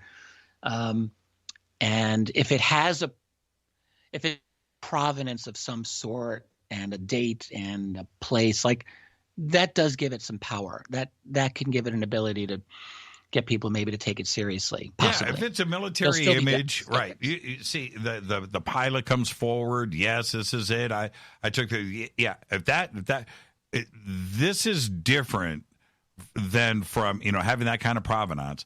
Then this isn't third phase of Moon, right? No, this is a whole nother situation. I'm very intrigued. I want to know what Bob has to say. I want to know. Did Tim McMillan, I read his article. It was great. Did he see it, or is he just reporting the story? I don't know. Actually, that's a good question. Right. Because I've read the article a couple of times today, and actually, I don't know if he made that statement. No, that he actually saw the photograph. He may not have. It was Bob that jumped in and said, "Hey, I've seen the image that Tim is talking about." So. Yeah, it's interesting because that image, I mean, the way it was written about is that it was passed around in some classified circles, I mean, this was hot stuff. And so it was all seen by people with clearances. Man, thank you so much, Richard. What a great night tonight. Thank you so much. When am I going to see you again? What is 2021 playing out to be? What's going on? Well, we will figure it out. Don't know yet. We will figure it out. I look forward to that's lame. The next time we get together. That's lame. Richard, thank you so much. Listen, man, be safe. Much success on the book. I know that it's number one, as it should be, on Amazon, and we've got all the links for it. I highly, highly recommend this. And for everybody out there that is wondering how Richard would approach these subjects, this is the book. It's all right there for you. Thank you so much, Richard. Give our best to Tracy, and enjoy the rest of your week, man. Thank you so much. Thank you so much, Jimmy. Thanks to all the listeners. Great being on with you. You're the best. Richard Bleepin Dolan. All right, I'm going to take a quick break right here, and I'm going to come back. I'll open up the phone line, 747-228-2051. Lots to talk about tonight. Thank you so much, Richard, and I'll be right back. This is Fade to Black. I'm your host, Jimmy Church, on the Game Changer Network and KGRA, The Planet. Stay with me.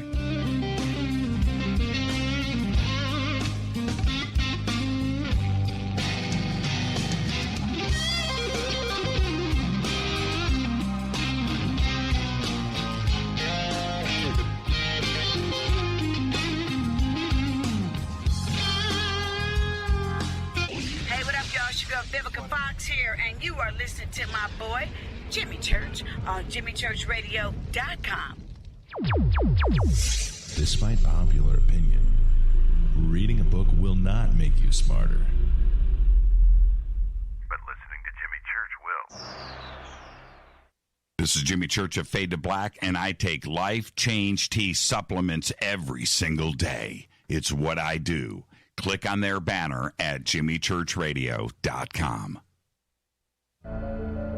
When you take the beans from Central America with dashes of Indonesian and African mixed in and then roast it to the dark side of Fade to Black, you create the ultimate brew of fringe. Introducing the Fade to Black blend from River Moon Coffee. Yes, River Moon's darkest customized roast was created for the love of Fade to Black. The alchemy of masterful roasting and smoking the beans is in every sip of this full-bodied, dark Java. I need my coffee dark, deep, with distinct bittersweet chocolate highlights, just like the bunker. Leaning further into the darkness of the roast is Fade to Black Blend from River Moon Coffee. Just click on the banner at jimmychurchradio.com and use the promo code F2BBLEND for 15% off of your order today. Go Beckley Teppy. Hello, my name is Billy Carson, and I am a best-selling author and the founder of ForbiddenKnowledge.tv. Together with my team, we have built an all-new conscious streaming TV platform designed with every family member in mind. If you have ever wanted to travel the world and attend lectures and workshops from your favorite speakers but weren't able to, look no further. ForbiddenKnowledge.tv. There are dozens of workshops and lectures from speakers you know and love. We have also included amazing categories to assure that your consciousness is entertained and elevating on a daily basis. Amazing interviews, ancient history, ascension knowledge, wisdom teachings, documentaries, conspiracies, mysteries, health and fitness, conscious cooking, meditations, finance, yoga, and so much more. To start your free trial on any mobile device or computer, surf to ForbiddenKnowledge.tv. That's Forbidden Knowledge with the number 4, ForbiddenKnowledge.tv. Again, visit ForbiddenKnowledge.tv today. The older we get, the more important it is to stay active and healthy. I exercise regularly, eat right, but recently some new aches and pains have really put a cramp in my routine. A good friend recently told me about Angioprim. She said Angioprim is the original liquid oral chelation supplement, helping people since 2003. Chelation helps remove toxins, heavy metals, calcium, and cholesterol in veins and arteries that may cause blockages and lead to unexplained pain. Research shows the active ingredient in Angioprim has superior oral chelation action that may help promote good cardiovascular health. After a few weeks of taking Angioprim, my pain was gone. Now I'm back and more physically active than ever. Find out more. Go to angioprim.com, ANGIOPRIM.com, or talk to a trained consultant. Call Angioprim right now, 954-882-7221. That's 954-882-7221. Are you intrigued by Paranormal Talk Radio? You'll love the new Paranormal Radio app from TalkStream Live. You'll find a great selection of talk shows covering UFOs, ghosts, strange phenomena, and much more. Download the Paranormal Radio app now and start listening to the very best in paranormal talk entertainment, including the network you're listening to right now, the Paranormal Radio app, free in Google Play and the iOS App Store. This is Kristen, Erica, Brittany, Gabby, and you're listening to JChurchRadio.com. It's not a lifestyle we chose. We were born this way. KGRARadio.com.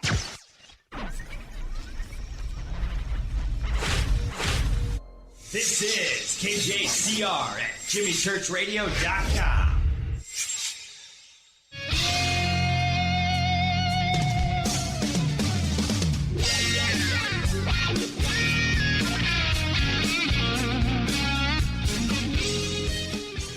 Welcome back, Fade to Black. I'm your host, Jimmy Church, on the Game Changer Network and KGRA, The Planet. That's an unbelievably great conversation with Richard Dolan. You know, this is it. Every time Richard is on the show, it's the same thing. It just gets elevated to another level. Just an amazing conversation. And I, years ago, I made this comment to Richard. And I had said, look, Richard goes on a show, doesn't he, you know, for the first time, let's say, and he's being interviewed by somebody for the first time, and they go through the same questions, and you know, it's right there, and maybe there isn't never a second show, right, and there isn't a third show. But Richard and I, we got all of that stuff out, the formalities. We got all of that out of the way almost 8 years ago. And we don't have to visit all of those subjects. We are able to go to the next level with the conversation. And it's a level of trust that goes both ways. And we are able to do that. And this audience, you guys out there, you get to enjoy that. That's a real, honest conversation about real subjects from two people that trust each other. And that's great. And for me, It's just an enjoyable experience because I'm able to learn, right? We're just going into those zones. Absolutely incredible show. So the links are right there. You can go over to Amazon and get the book. I'm excited about the audiobook, but the book is fantastic. I'm letting you know right now. There's one thing. When you get the book, I want you to remember what I had mentioned to Richard earlier in the show. And that is when you get the book, just go through the table of contents and just look at how it's all laid out. I think there's 5 chapters and maybe 5. But just look how it lays out all the way down and then go and read the book. And you'll understand my point. I am sure that was a fun book to write, and it's very smooth. It's very, very smooth. Richard said one thing, and I'm going to get to phone calls in just a second. Richard said one thing. Man, I was able to get a sense of release and relief to finally, write about these subjects that I've never really concentrated on before. And there you go. So now it's out, and there's an amount of relief there. And you can feel it. You can feel it in the book. It's really, really excellent. So go and get it. And with that, I'm your host, Jimmy Church. Thank you, Richard Dolan. And let's go to the phones. Let's see who's up first. Hi, you're live on Fade to Black. Who's calling? Hey, it's Carrie in Palm Springs, Jimmy. Hey, Carrie in Palm Springs. What'd you think of that conversation? Wow, what an excellent show tonight. Thank you so much for having Mr. Dolan on. You two have a great rhythm, when you two talk, and it's more like a conversation than an interview, and it's just so great for, us as your listening audience to really benefit from your relationship with Richard. So thank you so much. Yeah, the pleasure is all mine. That's a lot of fun to have Richard on the show. What stood out for you? Well, I think, the number one question is, A, are they here? Are they real? Do we have aliens? The answer, of course, is yes. But then the second most immediate question is, what is their agenda? Why are they here? And I think it's brilliant that he wrote a book, bringing that actual question to light. Not if they're here, wherever they, they're here. Why are they here? What are they doing? And, you can extrapolate from all the different, stories and documented experiences and sightings and abductions.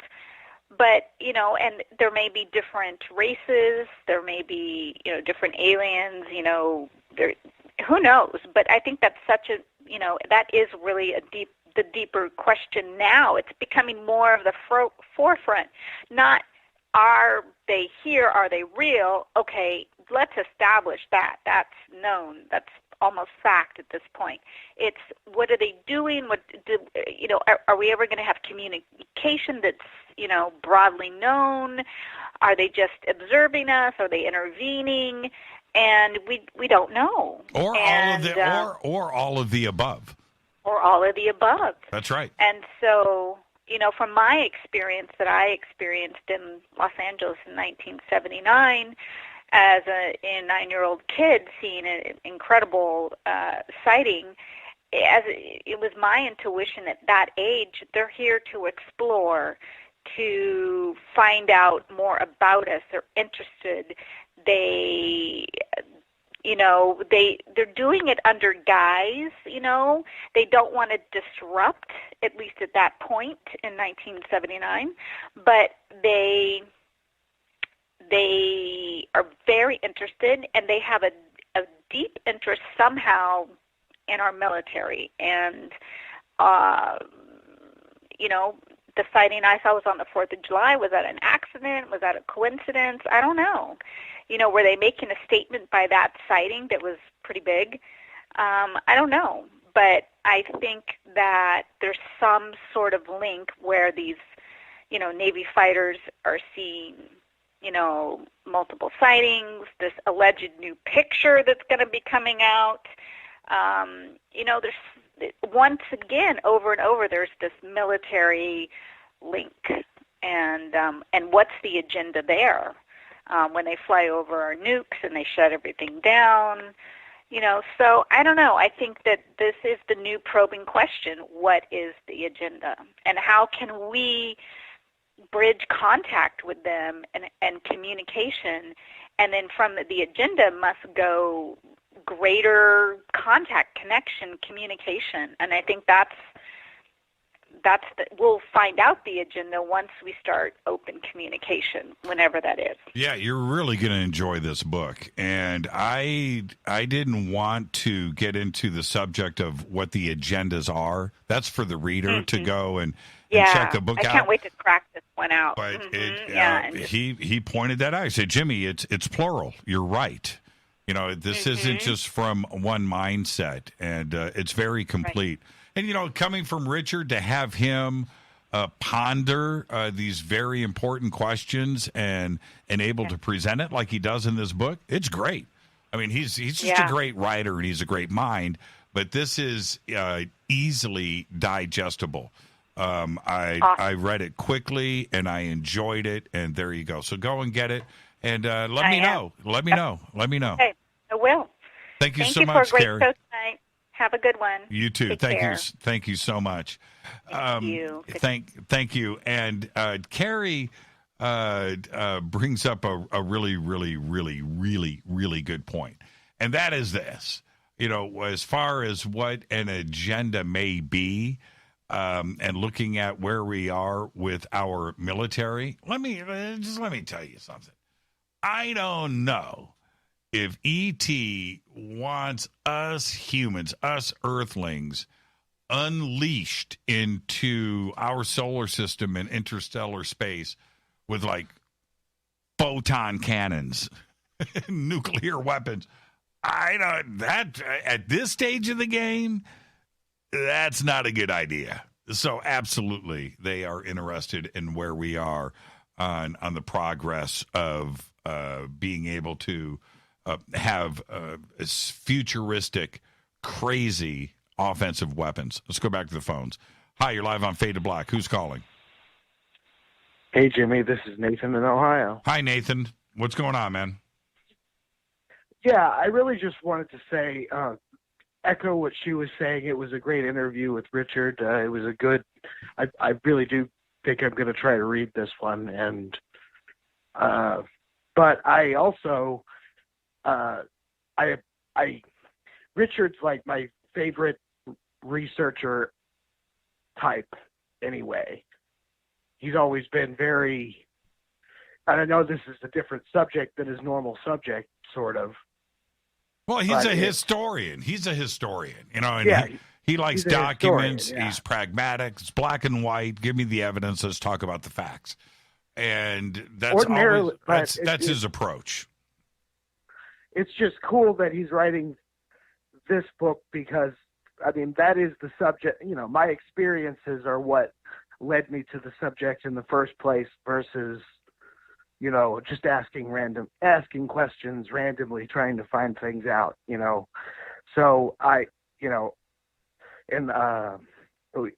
he's one of the few, most of the stuff I've read about abductions tend to be abduction accounts from experiencers. And, and so many of the people who know that subject that were really good in it are not really, like Bud Hopkins is gone and John Mack is gone and Carla Turner's gone. And, all those people that were discussing these things, what these things were doing to people, or, Whitley Strieber's still around, but, these are but Richard Dolan's up there because he's kind of an independent observer of the subject in that sense, and no, you're right, and it's not. You're really going to enjoy the book, and there's information in there. I'm not going to give anything away, but the stuff in there about abductions and experiences from individuals are cases that have never been public before. I know a couple of these individuals, and not all of them, but a few, and these have never been out there before, and it's new information, and it's also coming from it's more of a modern sense. We're in 2020 right now, and everybody is going through what they are going through on this planet. And Richard wrote this book during this craziness of this planet. And there's a sense of that in this book, too. And he talks about that a little bit. But, yeah, you're really going to enjoy it, Nathan. So go and pick it up, and then let me know what you think. All right? I will. Have a great night. Thank you. Yeah, be safe. Be safe. And thank you for that. And for somebody like Nathan, and if you've had an experience and you've wondered about this, this is a great book. This is a great book because there is so much additional information out there that just quite simply, I've read so much and researched so much, and for me to go in to a book like this and go, wow, okay, all right, here we go. Well, there you go. All right, so the links are over at jimmychurchradio.com. Let's go back to the phones. Hi, you're live on Fade to Black. Who's calling? James Sandler. This is who? James. James. Where are you calling from, James? I'm calling. I'm a recurring guest. I called last week on the David Schrader show talking about life before death.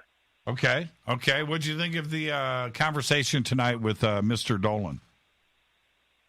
Oh man, I'm a big fan of Richard Dolan. He's the greatest, isn't he? It's well, I think that we all recognize this, but he is so respected in our community and outside of the community. But when we do conferences throughout the year, I usually, if I'm able to, I introduce Richard, and I say the same thing every single time. Sit and listen, and it's an honor and a privilege that this man represents us and this community. Pay attention. Here's Richard Dolan. And I just get off the stage, but I let everybody know what I think and the way that this community should appreciate what he has done for us over the last 20 years. What stood out in the conversation tonight? I was wondering, what do you think about the whole alien agenda? Where do you think they actually stay at? Like, I'm beginning to wonder if they stay like they live under the ocean, like UFOs. Well, why not? I mean, that's part of it. We know less about our ocean than we do the moon. All right, we've mapped 5% of the ocean. Right, we don't know what's down there. So if you're going to hide in the water. There's no question about it. But there's another part. There's another part to this, James, and I didn't really address it tonight. But there has to be thousands, tens of thousands of civilizations that have visited Earth. Not one, not two, not three, not mantids and reptilians and Palladium, whatever, Zeta Reticuli, Nordics in this, and tall gray, short gray. No. It has got to be a number so big that it'll blow your mind. And so the agendas, what are they doing? How are they staying? How many times have they been here? Every situation is going to be a unique one. And that's the way that I look at it. You can't look at it any other way. There's too much life out there in the universe. And Richard said one thing, James, tonight that was very profound. And he said a lot of these are probably here for the first time. And maybe it'll be their only time.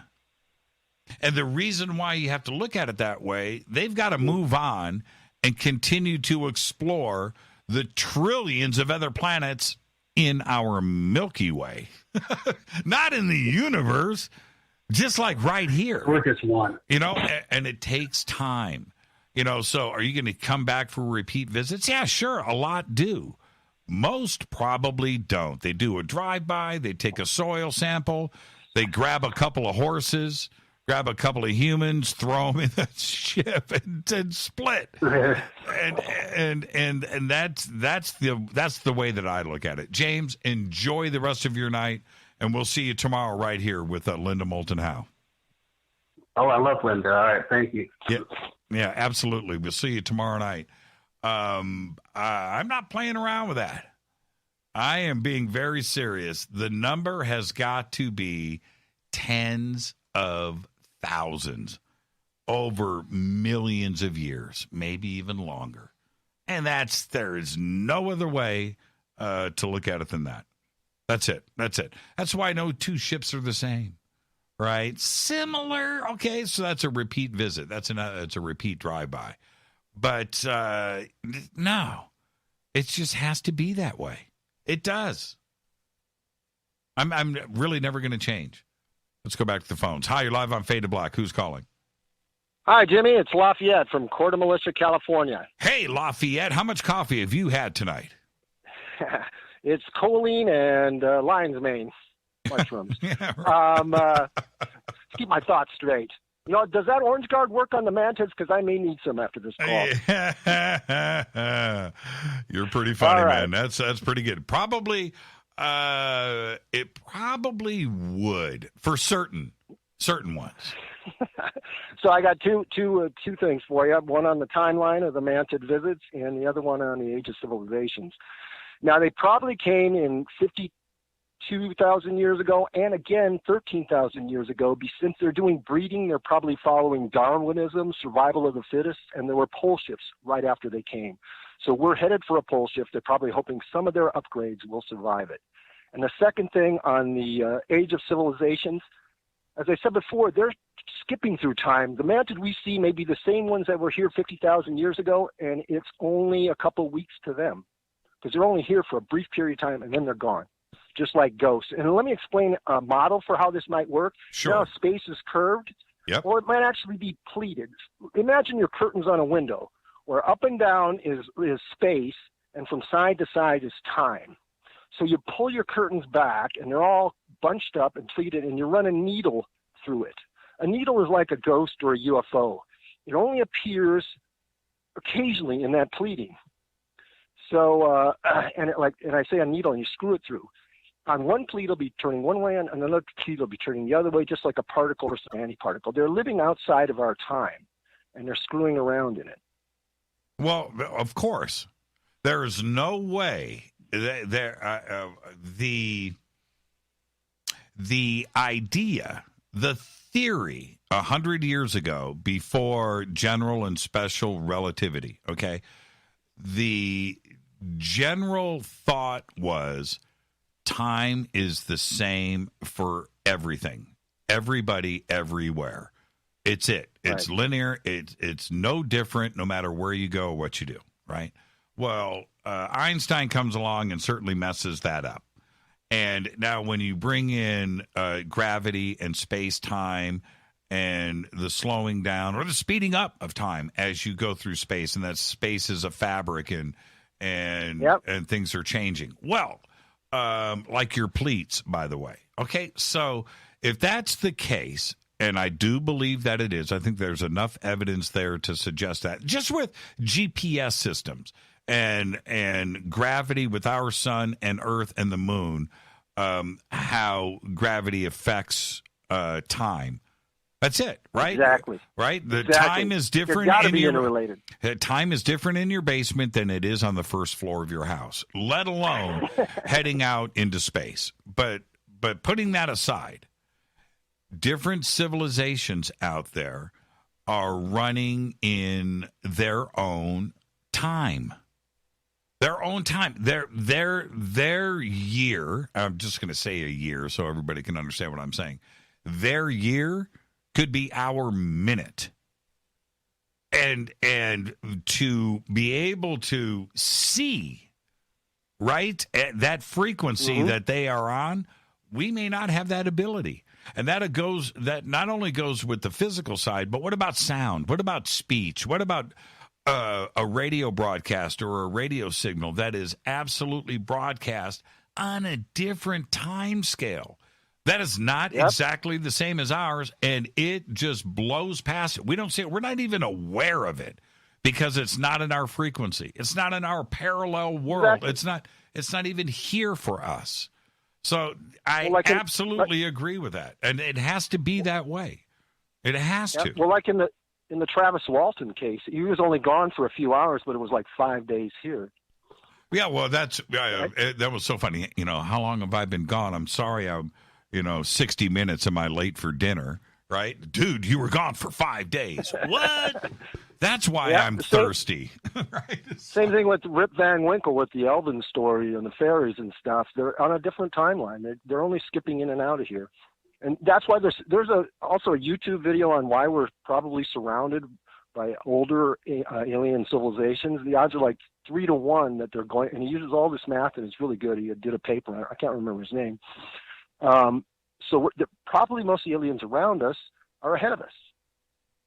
They would have to be. Technologically. No, they would have to be. They would have to be.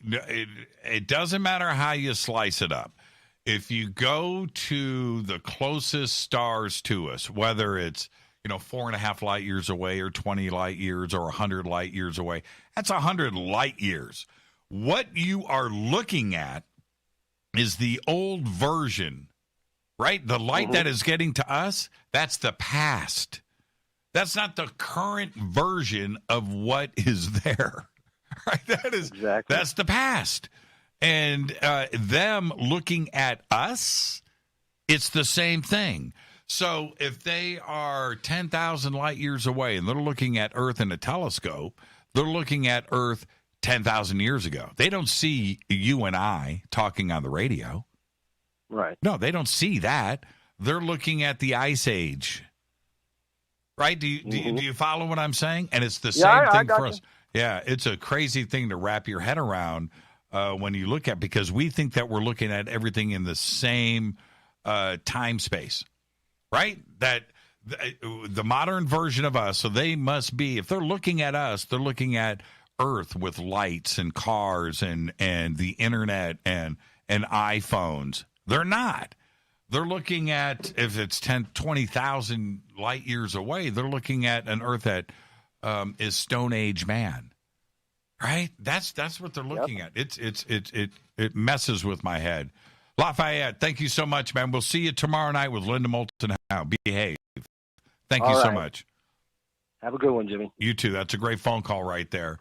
Lafayette. And with that, I got to get out of here. What a great conversation tonight. I do want to thank Richard Bleepin Dolan. What a great show. The book is easy and simple to get. Click on the banners over at jimmychurchradio.com. The links are right there to go over to Richard Dolan Press and Amazon. It's all right there. Fade to Black's executive producers, Rita Camarion. Show is produced by Hilton J. Palm, Renee, Dennis, and Kevin. Announcers are Steve Harder, Gene Viteau, and Mark D. Kovar. Webmaster is Drew the Geek. Music, Doug Aldrich. Intro, Spaceboy, spaceboymusic.com. Fade to Black is produced by KJCR for the Game Changer Network, and syndication is KGRA, The Planet. This broadcast is only copyrighted 2020 by Fade to Black and the Game Changer Network, Inc. They cannot be rebroadcast, downloaded, copied, or used anywhere in the known universe without written permission from Fade to Black or the Game Changer Network. I'm your host, Jimmy Church. Tomorrow night, the LMH, Linda Moulton Howe annual holiday special. I'll see everybody tomorrow night. Until then, be safe. Fade to Black.